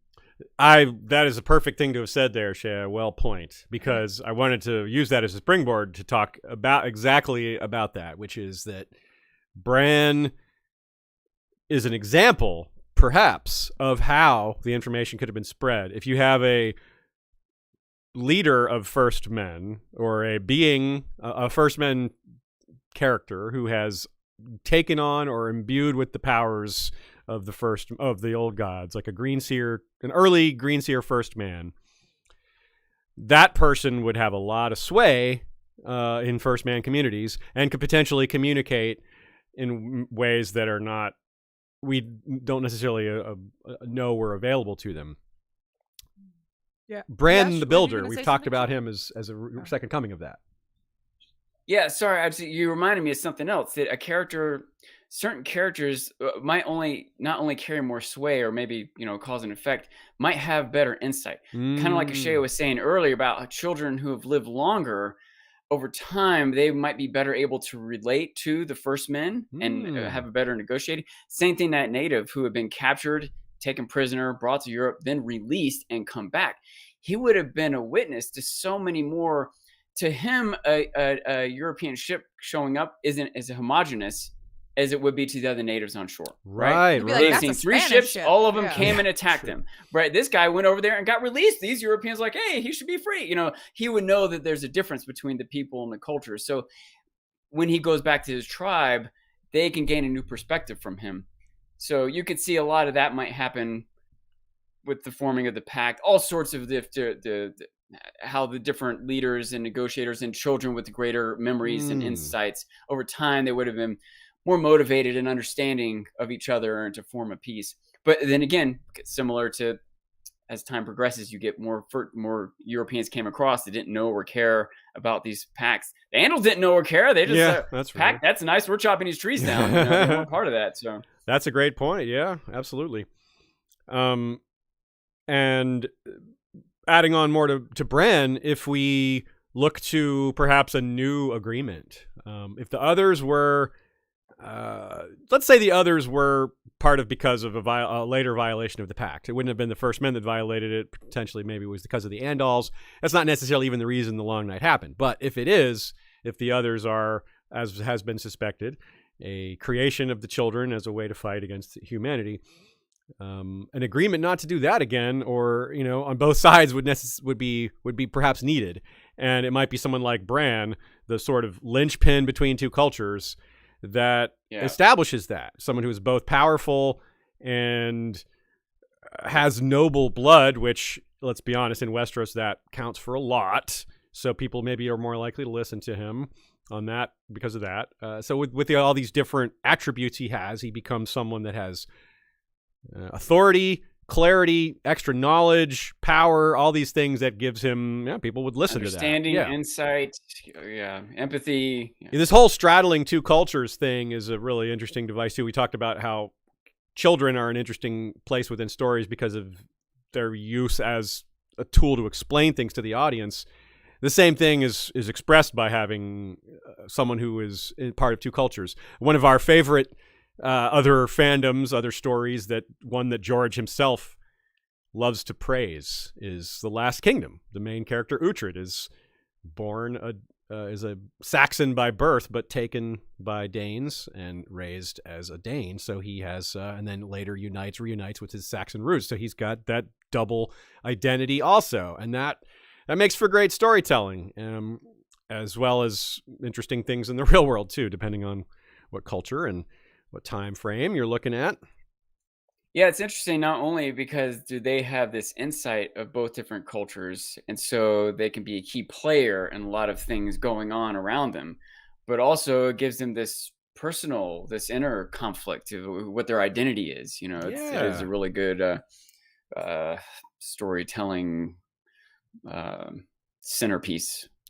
Certain things we can sort of date. We can say this had to have happened first. In other words, before the Pact. For example, basic communication. We know that at some point the children and the first men learned to communicate. Eventually, figures like, again, Brandon the Builder, learned how to speak the language of the children, which is kind of what's happening to current Bran. So that's really neat. Bran, the history repeating itself sort of situation here. Bran, a lot of parallels from him and other characters, but perhaps the best parallel is Bran the Builder. Now, with that in mind, yeah, he's the linchpin. He's the connection point. He's the way they can talk. So that had to happen first. Some people had to learn how to communicate with the children. At least one person had to learn how to talk to the children before anything like this could happen. And I suspect it had to probably went a lot farther than that. And there had to be something that stopped them, right? The children were losing. When you're losing, it's kind of hard to get people to the negotiating table without some kind of leverage. Because if you're just losing and looks like you're gonna lose, the other side might just be like, well, why should we negotiate? Why don't we just continue to wipe you out? Why don't we just do that? So there had to be some reason where the children could either say, look, we can still do great harm to you, so peace is in your best interests. And there's a lot of things that could fall into that category of things that kept the first men from killing all the children? What stayed their hand? What kept them from committing genocide? Or what interrupted that genocide or delayed it until the Andals came? Which, that sounds harsh, but that is pretty much what people do. If it threatens them, they kill it. Like, there's a lot of species in the real world that are extinct because they threatened humanity. Some are extinct not because they threaten humanity. They're just extinct for other reasons, because we like how they taste or whatever. But the point stands. That tends to be the basic reaction.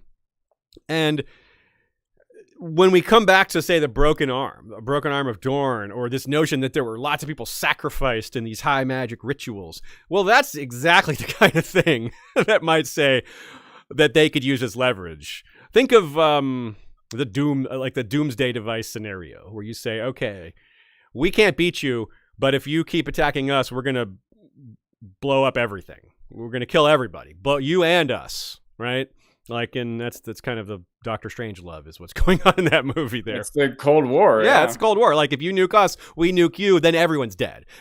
Perfect example, Sean. Cold War is a perfect example. So if the children have something like, I don't know, permanent winter as a threat to drop on everyone, something like that maybe, or another broken arm of Dorne, like, look what we can do. Well, it took us a lot of effort to do that, to sink a landmass, but we'll do it again if y'all don't chill on the slaughtering of us and chopping down our trees.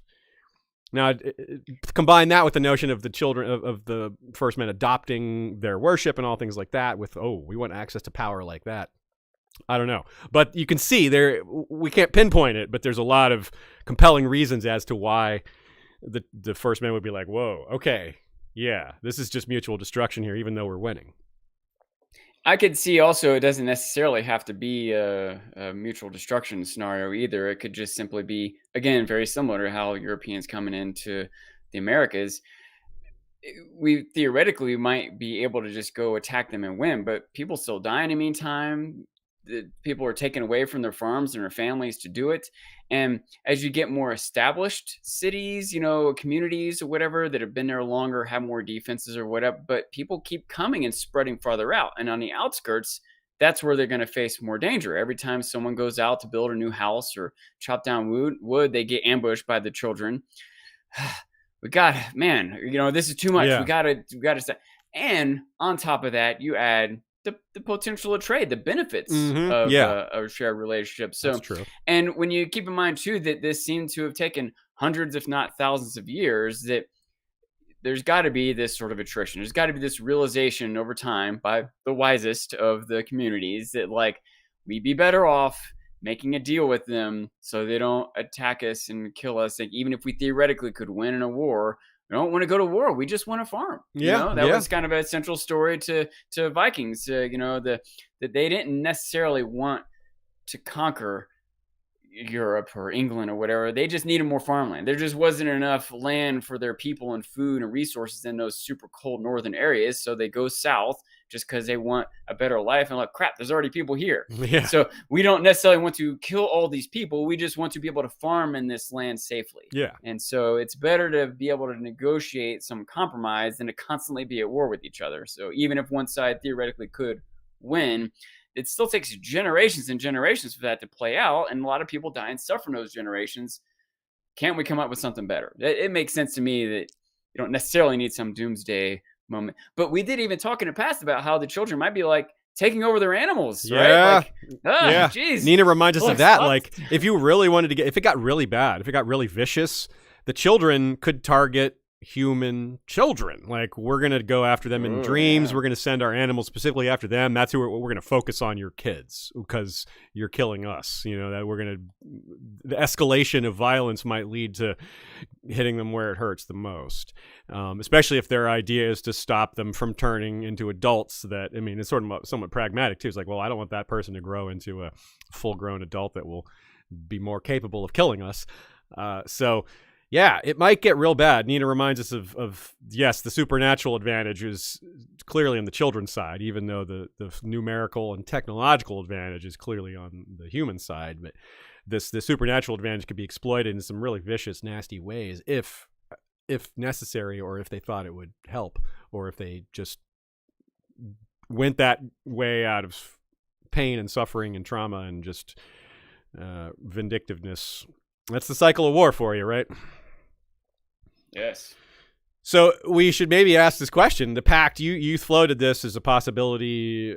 Maybe the Pact wasn't a single event. Maybe it was a gradual series of agreements that coalesced into an understanding across the two societies, or the two species, because that would at least explain better how such a thing could have happened. A gathering like that is, it's not impossible, but it is a little hard to figure.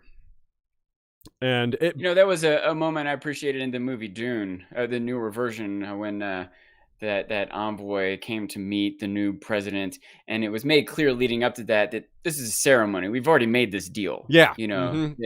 That's a good that's point. likely, same thing. So there are these key moments in history we look at, the official marking of the signing of the Declaration of Independence, but they didn't just like show up and talk about it and sign it that afternoon. There have been correspondence and discussions for a long time that led up to that. And so even if the Pact was an actual specific moment, probably it was still the culmination of a bunch of moments of communications. That's a good point too. Like, you think about, for example, how a lot of things are voted on in government, not just the U.S. Obviously, the U.S. obviously comes to mind for me first because that's where I live. But all over, lots of governments have votes on things where the vote is pretty much known ahead of time. Like, everybody knows what everybody's going to vote, and there may be a few like surprises, but pretty much, you see that especially in the U.S. Senate all the time. It's like, well, you have 50 of this and 50 of this. You can pretty much know. And like, well, when one person's not going to vote with their 50 or the other side, it's a big deal.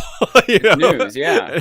Currently, it's a huge deal. So that's a good example of what you're saying, and it applies in a lot of ways. You're right. Like, the deal is made before the deal is announced. It's not just done on the fly there. And that's entirely possible that a lot of different communities reached out to each other and made these agreements and went around, and it could have been the work of a lot of messengers and sub kings and chieftains and all that, and there'd probably be some that just wouldn't, that refused to agree to it, but we might not hear of them, right? Yeah. They might end up, all right, you're not part of the peace, we're attacking you. Yeah, exactly. The giants notably were not part of the Pact. That's specifically stated, and that's really interesting because, well, they didn't have the leverage the children had. There's no supernatural advantage there. They don't necessarily worship the same way. The giants worshiping the old gods, they do that. I mean, we meet one in a grove of in the Grove of Nine, so he's there to worship. But so I think it is about the leverage. And also, they're not connected. The children and the giants aren't friendly with each other in general. So, yeah. They may be allies of circumstance when the first men are coming for them both, but it is interesting to note that they weren't included, despite their ability to, they have language, they can speak, they can talk, they have burials. So we noted their intelligence, but yet they were not included. So one of the most important things that either came before, as part of, or because of the pact, maybe this kicked it off more, was the human societies adopting the old gods for themselves. And it's not just the worship, but the acquiring of the actual powers, which is a really interesting thing, right? And again, the why is something that we touched on earlier in this episode. It's not hard to see why they would eventually gravitate towards the real, actual power that the first men could clearly see exists with the children. Like, they're skin changing, they're maybe breaking arms of Dorne and stuff. That's real, that's provable. That's not just a matter of dogma or belief or faith. It's provable. So that would win some people over and be like, I want to do that, But how? How did they do that? And they would notice that their own gods probably, maybe I'm wrong. Maybe this is where some of the Age of Heroes powers come from. Maybe we'll go by L&I, and maybe some of these old gods really did. Other old gods had powers that were put into humanity. But even if that was the case, not all humanity would have access to that. Not everyone can breed with a god. Not everyone has an L&I to take to wife. So what about the rest of us? That's what the children are for, I guess.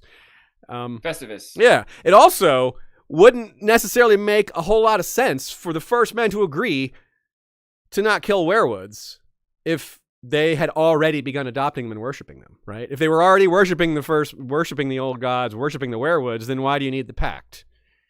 Because that's what the pact was about. Don't do that. That was a big part of that. So I kind of suspect that the pact also represents this 2001 monolith moment when they started maybe being taught, when the children said, okay, it wasn't just, you don't just agree not to cut down the trees. It's also, we teach you some of this magic. And that would explain some of that leverage. That would help explain potentially why that agreement was reached when one side was winning for so long. They were like, well, we're also going to teach you this. So you'll never find this out on your own. You'll never learn our powers unless we teach them to you. So if we teach them to you, will you stop cutting down the trees? That's part of it. Stop killing us. Maybe that's a deal. That's a pretty strong offer, right? We'll teach you supernatural powers like that. I could really see that. And in order to do that, they'd have to worship the same way. They'd have to do the same things. And I don't know, that works pretty well for me as an idea. Obviously, we can't call that a definitive, but yeah.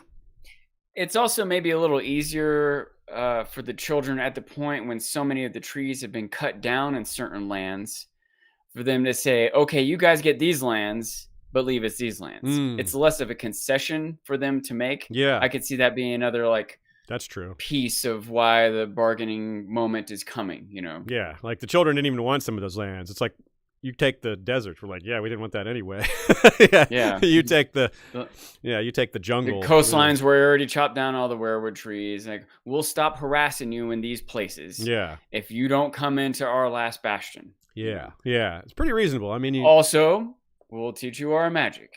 Also, you kind of already get our gods now, right? You can see all sorts of different pieces coming together, and it may be some of the first men that were more in the borders of those forests, they're not so sure about this. Yeah.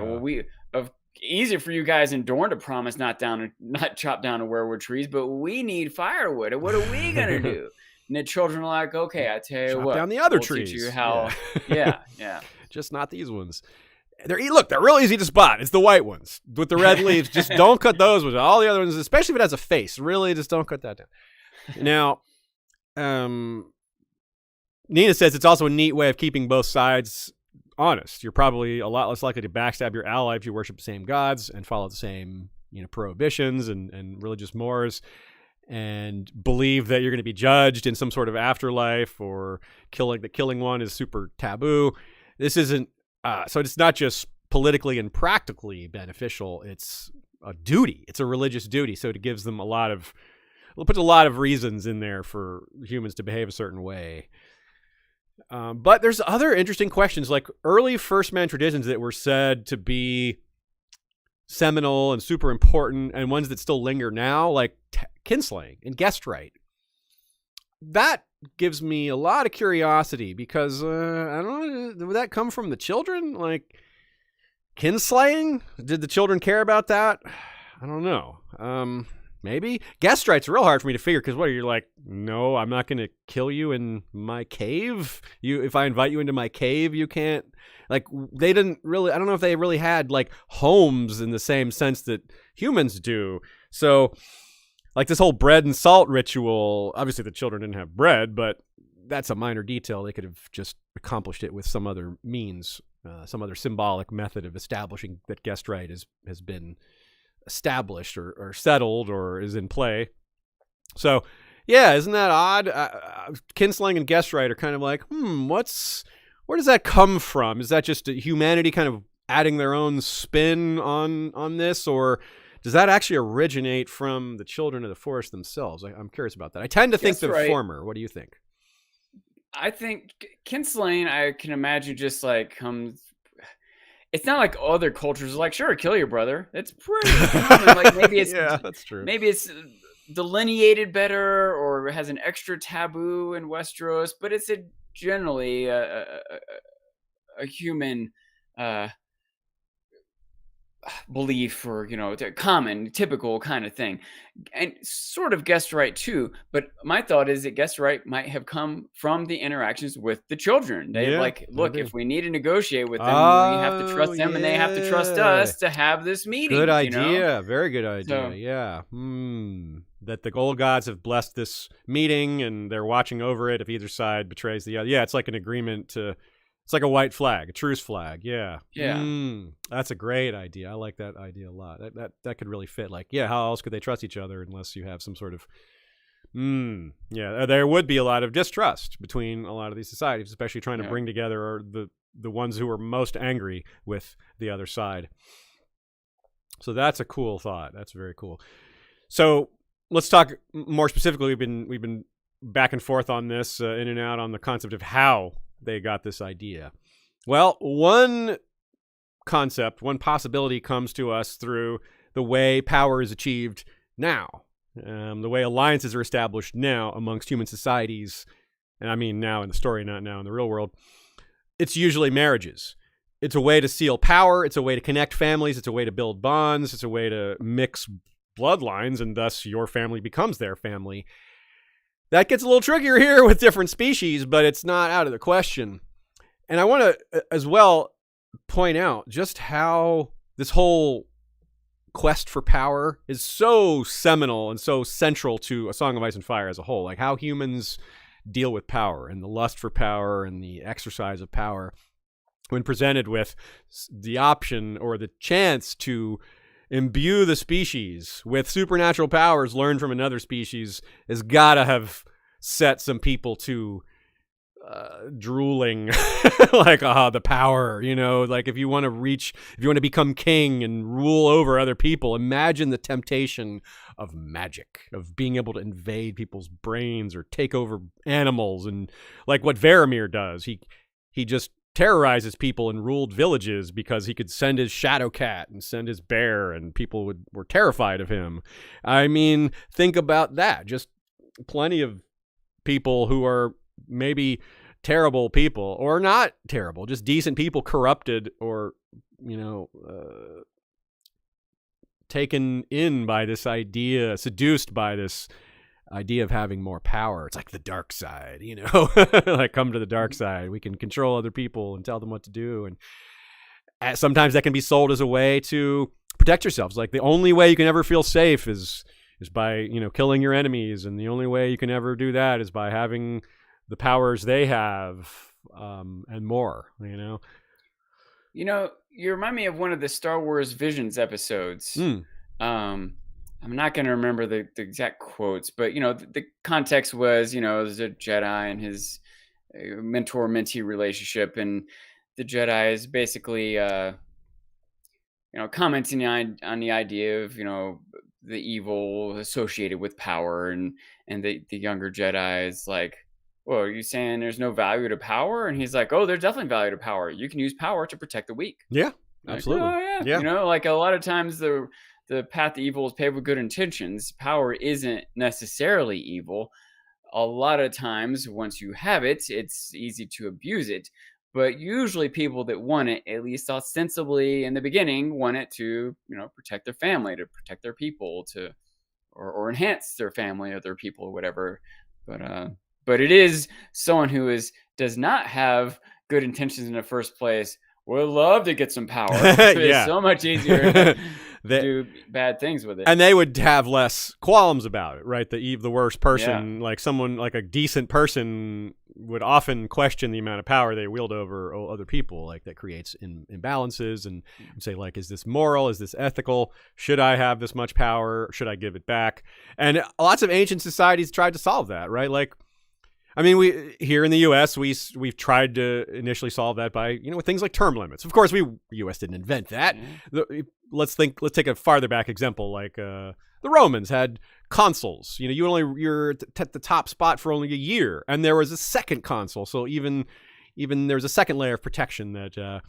Because you can do a lot of damage in a year, especially when you have control of the armies. So it's and they would, and this evolved into really odd situations, like consuls, like when the war with Hannibal was happening with the Romans, they would have back-to-back days, like the one consul's in charge of the entire 100,000 man army on one day, and then the other consul's in charge on Tuesday, and then the guy's back on Wednesday. It's kind of wild, right? And then you go to Sparta, where they had 2 kings at a time, right? It was like 2 kings. That's weird, but I mean, they functioned that way for a long time, So, and for a long time, Sparta was not ambitious. We think of them as this powerful, warring culture, but for most of their history, they were isolationists. Yeah, they enslaved their neighbors, and then just were like, okay, that's enough. We're they maintained this sort of militant strength so that they could maintain their slave culture. Yeah. Not so they could go out and attack other people. And pretty much once they started doing that is when they fell apart. Yeah, but, it was also both, their isolationism kept them from progressing yeah. culturally and scientifically and everything else. But that's a tangent. Yeah, but true. It is. The point is that throughout time we've seen cultures attempting to limit and separate power. Military leaders and political leaders being different. Different branches of governments, councils of leaders, and so on and so on. And it makes sense that people who have good intentions would be suspicious of greater amounts of power because they know what can happen and how bad it can be, and even they might be subject to it. And like, I'm willing to follow these rules because I don't want to be turned down this bad road. Everyone else should be also. And if you're not, you shouldn't have this power. And this is just like the power of humans. Yeah. Right? Which eventually, it's also worth noting, little tangent, but it kind of, you could see how maybe we can relate some of this thematic. For most of history, the ability of one person to kill another person, you just had to get right up in front of them and punch them or stab them or something, right? But then eventually bow and arrows let you kill someone from a distance, and then catapults let you kill multiple people at a time. And so this sort of the ability for an individual person to kill more people at a greater distance, now we've found nuclear weapons. Mm-hmm. It's a different scenario that we're in now. Right. And if we look at this Westeros time, we're not necessarily talking about this with the Children of the Forest, but you get to the point of dragons, right? Yeah. That's sort of the equivalent of a nuclear bomb. And so the restrictions on power become more important, right? Yes. Because the power is so powerful. Right. One person with that power can do so much more damage that one person standing in a field with a sword, it can only do so much damage. But one person on the back of a dragon can destroy a city, So. Yeah, that's part of why you use the example of nuclear standoffs as a example, is that, the whole world was terrified, and to some extent still is, if you have nukes in the hands of checks and balances, that's still not great, but it's better than just one person having the entire say-so of when a nuke is launched or not. Because like you say, yeah, that's so much power in the hands of one person, and we really just probably shouldn't have that. That's really not okay. Because, yeah, just too easy for that to go wrong, too easy for that, too much rests on that one person's being decent or not being crazy or yeah, and having that much power at their fingertips, it changes you. Yeah. Power does corrupt. It's one of the themes of this story that's really quite excellent and explored in a number of different ways. And like you said, like Jon is a good example, someone who wants to use his power to help people. Yeah, he's not seeking power out. He ends up getting it because people trust him with it. Yeah, absolutely. Yeah. Or Daenerys is more of a case of she's more willing to use her power to help people out, and it causes some secondary issues, but blowing away slavery is like, in a nutshell, heck yeah, that's a great way to use power. Yeah. She starts off kind of naive. She just wants power. She's just like her brother told her she's supposed to. She thinks it's her right or whatever. And she hasn't even considered something like slavery. But once she does get this power, she realizes like, oh, I could use it for good. It's not just this destiny that I have. It's something I can do good things with. And she might mess it up, right? Yeah. Even if she has good intentions. But it is, I think, an interesting difference between her and Jon. An interesting compare and contrast between those two characters of Ice and Fire. Yeah, and Bran, coming back to him, he probably wants to do good with it. And given his disposition, the personality we're shown to him, like the way he seems to care, he has empathy. It seems like he's the type of person that would wield power well. Maybe there'll be some exceptions. Maybe, George will mix some gray in there. It seems not unlikely. He is really young and immature, though. Like, he does want to be a knight, and Sandor tells us what knights do, right? It's not all just chivalrous parties with ladies. It's about Yes. And Bran's too young to really understand that. But it is, and Arya too, right?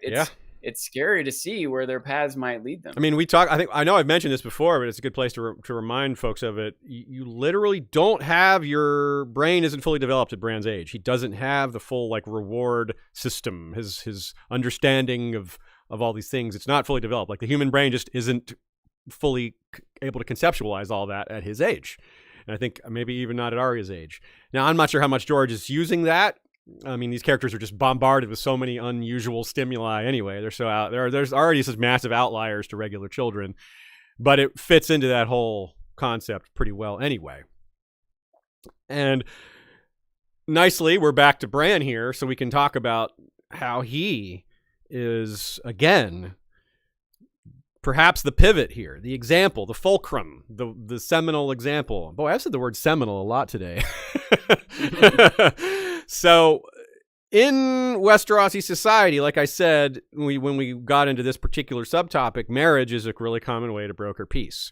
The Pact doesn't say anything about marriages, but maybe the word marriage or the word wed has multiple applications. For example, when Bran is given the mysterious weirwood bowl that might be Jojen paste in his final chapter in A Dance with Dragons, well, we've got a quote here. Let's read it and discuss it.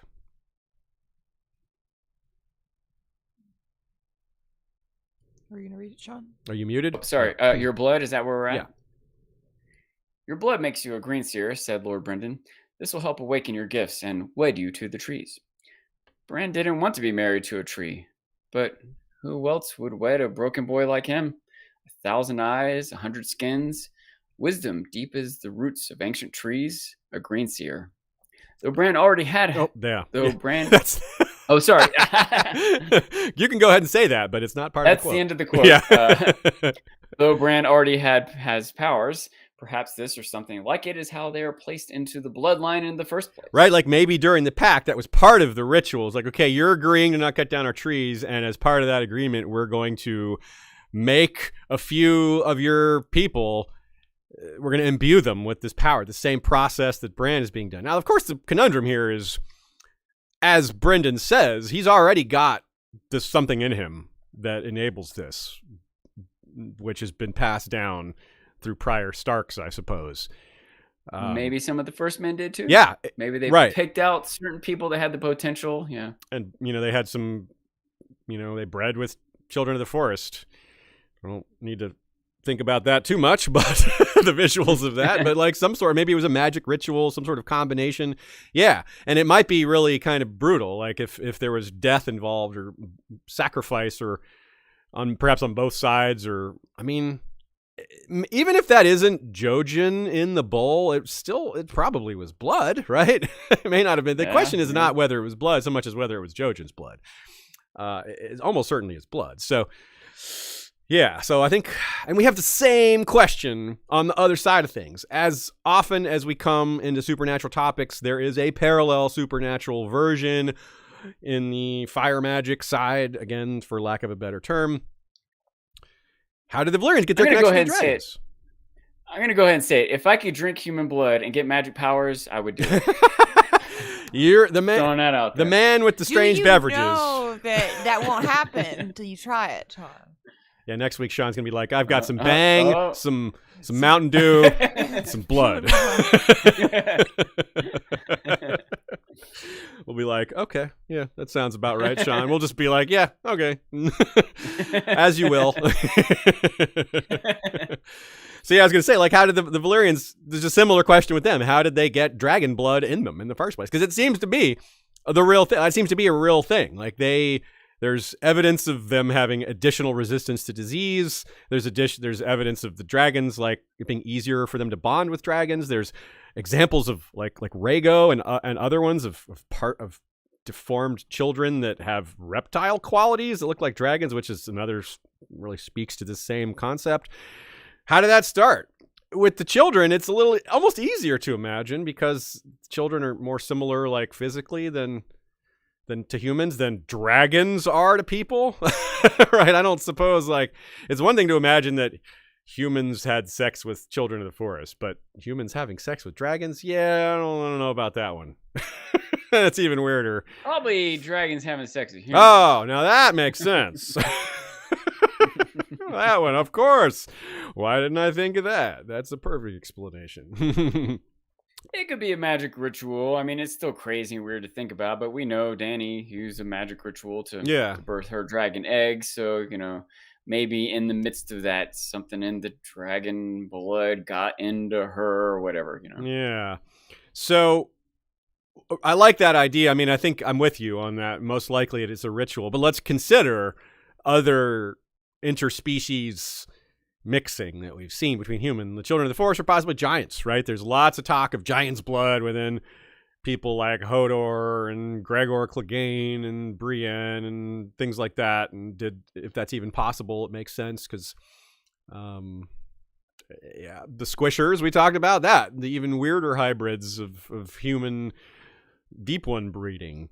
And we just talked about humans breeding with gods, Eleni and all that business, right? So there's a lot of versions of this from different contexts. They're not all children-oriented. We got Valyria, we got the giants, we got the deep ones, we got ancient first men gods. So as I said at the beginning, super interesting concept to consider is how this might explain the vast, strange powers of the figures in the Age of Heroes.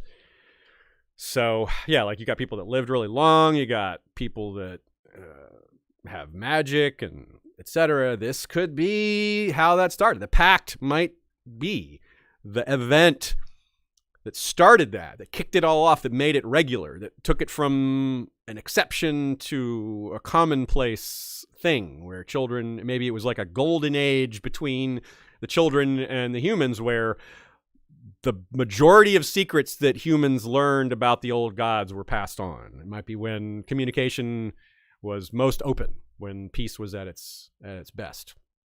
What do you think of that, Sean? Yeah, never mind potential supernatural things, you can see how just once the groups start coexisting, I'm thoughts are spinning through my head, but I just have like the scenario running through my head where imagine a child of the forest is talking to a human child about their father and says, I knew your father when he was young. Well, this child of the forest is 500 years old. They knew my father when he was young. Well, my father must have been 500 years old. You could see. It's somewhere, some combination between the misunderstanding of communications, the desire to exaggerate things, the nature of how stories exaggerate over time. I mean, especially if there actually was some seed of fantasy or fantasticness in the first place. If there was some sharing of power that allowed a human to be 120 years old. You could easily see that be stretched to 200 years old, and in what that person and their children did be combined into what that one person did, so. Right on. Okay, yeah. I'm sure we'll talk lots more about this in Age of Heroes. Yeah, but I'm sure there's lots of parallels to real world mythology and how the mythology of this world are spun out. But yeah, good point. Well said. Good said. Well point. Yeah, so some of these are probably just that. Like some of the stories from the Age of Heroes probably are just stories, but they can't all be, right? We have too much real magic to dismiss it. And one of the easiest examples is one that we've brought up in several different places here is the age. The fact that you have humans that don't currently live that long, and probably didn't long ago, except during this era of Age of Heroes, where we're said that people maybe lived several hundred years, which is the age that the children apparently live. So all of a sudden, so you go from the Pact, where things maybe come together a bit and there's these agreements, to all of a sudden, shortly after that, you have humans starting to do the same things that children do, not just the living long, but having the green seer abilities and all this stuff. At least if it wasn't already happening, it started happening a lot more. And to be clear, folks, the Pact marks the end of the Dawn Age. This is the end of this era. The beginning of the Age of Heroes is marked with the Pact. So that is the delineation. That's like the milestone. Even though the Pact itself is sketchy as to whether it was a single event or not. Certainly it's remembered that way. We may as well treat it that way for that reason. But with the caveat that, as we've explained here, it might have been a little bit different than that. But either way, this is the era we moved into, where there's a lot more connection. The children and the first men are no longer in this super long species versus species battle. Started playing our intro. Yeah, our intro just... You were done, Z. They thought I was done. I'm not quite done. We're getting close, though. I still got something here. So we were going to talk about And 7 Times Never Kill Man, which is a fantastic short story written by George that applies here. But we'll start with that next time. We've got a couple other things to talk about, so we'll close out with those couple other things and start next time with And 7 Times Never Kill Man as a segue into the Age of Heroes. And I believe the Age of Heroes will probably take us multiple episodes, but we'll see how that goes. Sean, what is one of the things you still had left to talk about today? Well, one thing just now you made me think of the idea that right around the time of the Pact, we started seeing humans do some of the same things that the children do. I wonder if you flash forward far in the future, the moment that the wildlings come across the wall is likely to be like a landmark moment in time. Yeah. And right in the wake of that moment, we're also going to probably have stories of people like Bran and Jon and maybe Arya doing things that the wildling wargs. All of a sudden, Southerners are doing that too, right at the same time that the wildlings came across. They might not necessarily be directed, but sometimes coincidence just lines up and gets attributed improperly.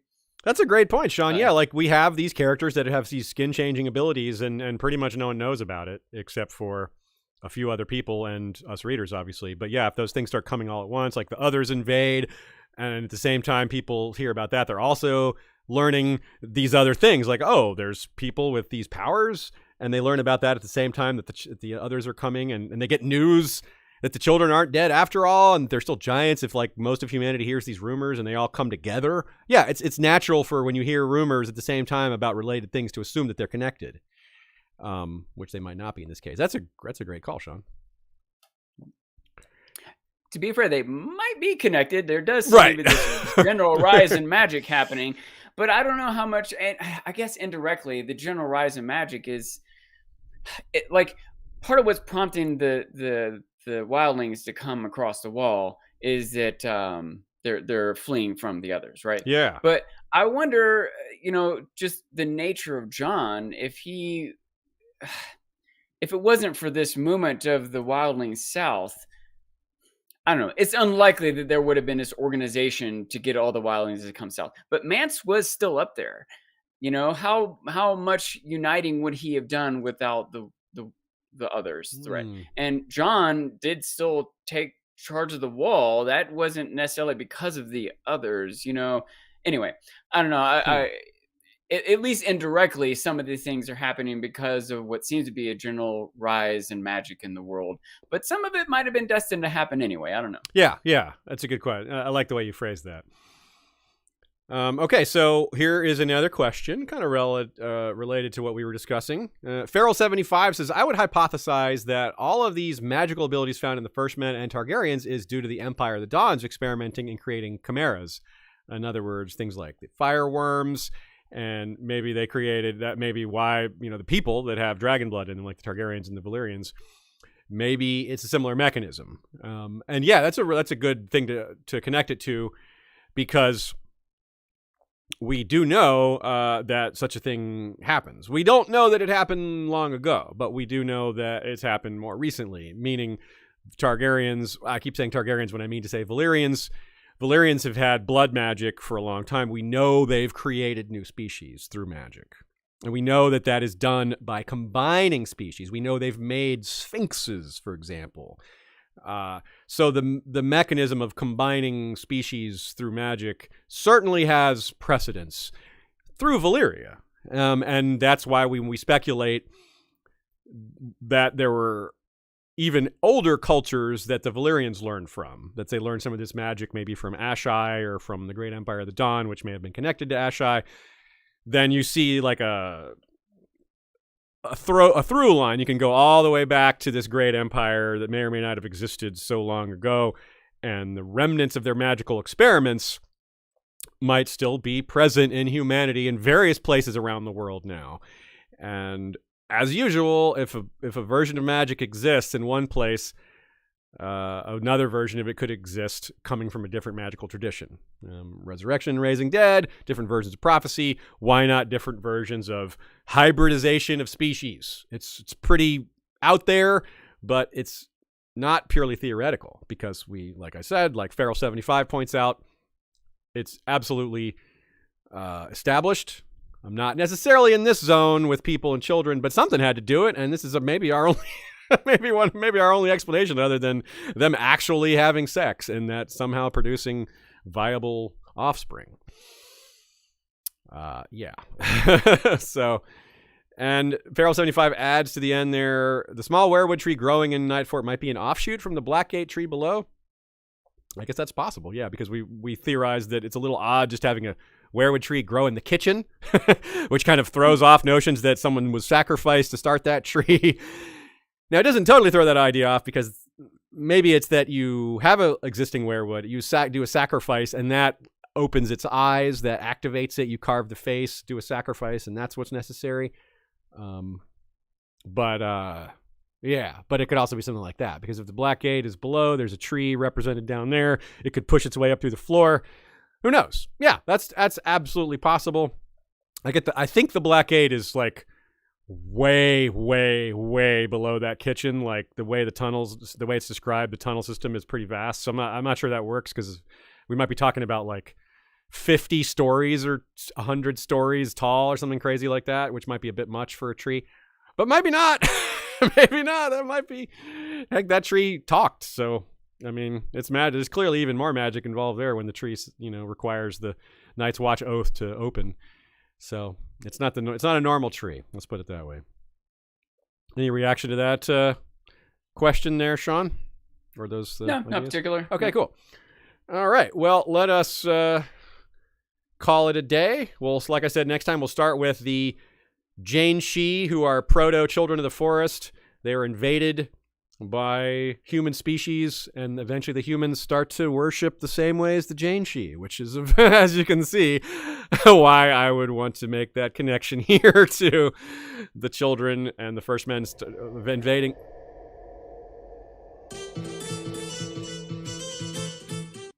the way the children, Start your sentence over. yeah, it's unclear how the children and the first men made this connection, but you can see George has written about it elsewhere. So we'll talk about that next time. We'll also talk very early in the episode about the Isle of Faces, which itself is a mystery. Like the Pact, it hasn't been mentioned a lot, but it is mentioned in some very prominent places, and it's probably one of those things George is holding on to for later. So lots more to talk about on there as we move into the Age of Heroes. It's going to be super fun, going to be super interesting. We've got some really cool rabbit holes, some things that connect to other fandoms, as always. So, unless there are any final thoughts, I will begin saying thanks to people. We did mention our Ashai and Great Empire of the Dawn episodes today. I also, of course, as usual, recommend our episodes on the Werewoods. I was moving those from our in our feed way back in our early parts of our. What's that? Oh, I was telling Sean to get a cat. Oh, those are I'm able to move things around in our feed these days. On Anchor allows us to rearrange the order of episodes, so I've been occasionally moving episodes that are long ago, several years old, that are related to current topics, and I move those to the front so y'all have an opportunity to go farther with some of these topics. Thanks again to our sponsor, GiveHerGifts.com. Remember, GIV, not GIVE. GIVHER gifts.com. 10% off with the code Westeros. Thanks everyone for attending live today. Really appreciate your presence. Really appreciate your participation and helping make each episode better than it otherwise would be. Thanks as well to anyone who comes and hangs out on our Discord. Lots of great discussions happening there as well as Facebook. You can also reach out to us on Twitter. Sean is at Dancing Sean. I'm at Westeros History. Ashay is at Miranese Not. And you can, of course, leave a rating for us. That would be much appreciated. It's a really good way to boost the algorithm, especially now that Spotify has ratings as well. It used to just be iTunes. And when I say it used to just be iTunes, when you were rating your show through your podcatcher, that just ports over to iTunes. Spotify has got a completely separate rating system now that is a little more intensive because it requires you to listen to the episode first, which I think is good because otherwise people do review bombing, which is really lame and nothing you can do about it. There is a cat on the screen. Oh, we got a kitty. All we right. got a kitty. So cute. I think Sean's probably muted because we can't hear anything any words. Oh, there we Yeah, go. sorry. That's fine. This is Cora. She's gotten a lot bigger. Yeah, this was Cora. She went from 3 Cora's pounds had to some 8 pounds. health issues. Sean has Yeah. Rita have been dealing with her. She has like a liver problem. The blood doesn't flow through her liver; it flows over her liver. So toxins build up, and she's got to get some medicine. But she's looking good. She does. Oh yeah, she's doing way better now that we've figured that out and got her the right medication. So. Well, good. Yeah. Good you got that taken care of. Pretty calico girl. Go Cora. Thanks as well to Nina for her notes. She had some excellent ones today. Check her out on Good Queen Alley with 1l.tumblr.com. Thanks as well to Joey and Jesse for the music. And Kevin McLeod as well for the Valar Rereadis intro. Michael Klarfeld had a couple of mentions today, but he deserves another for the maps and the video intro.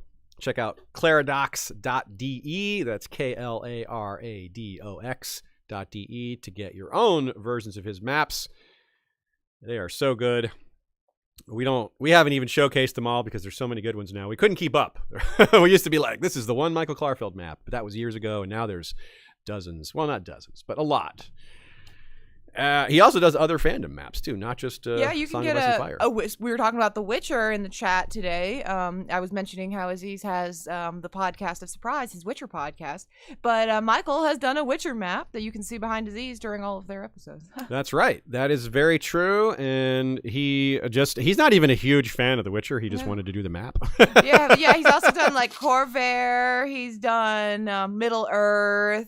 I think he's done a few people's D&D settings. Like he's been commissioned to do that because that'd be awesome. If you need a map done, you know who to reach out to. Yeah. Does Michael Klarfeld, is he an Expanse fan? No. I don't think he is. That might be a challenging map of space for him to make. It'd be cool to have like the different Expanse characters around the different. You gotta areas of the convince belt or whatever. him, Sean. That's a Go good reach idea. out. All right, Space all right. map. I wonder if he's ever thought about doing something like that. Speaking of the Expanse, our friends over at Here Be Dragon are covering the second half of season 6, which was the final season of the Expanse. So that should be really fun. For now, yes. Steven Yeah. Stark, who is the head guy over there at Here Be Dragon, is a huge fan of the Expanse.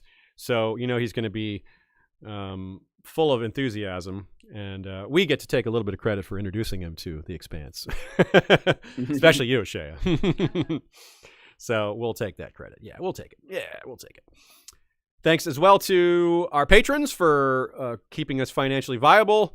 It's particularly important now in this era of, we never run out of things to talk about. We have a huge backlog of episodes, but there's so many other fandoms happening. A lot of other popular shows are out there, and it's been a while since anything new has come out officially, right?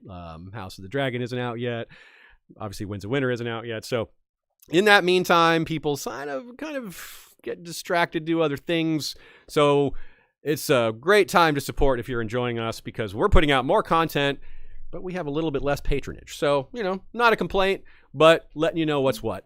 And we will continue to churn them out regardless of what's happening, because we love doing this. So until next time, folks, you know what to do. Valar, Rereadis.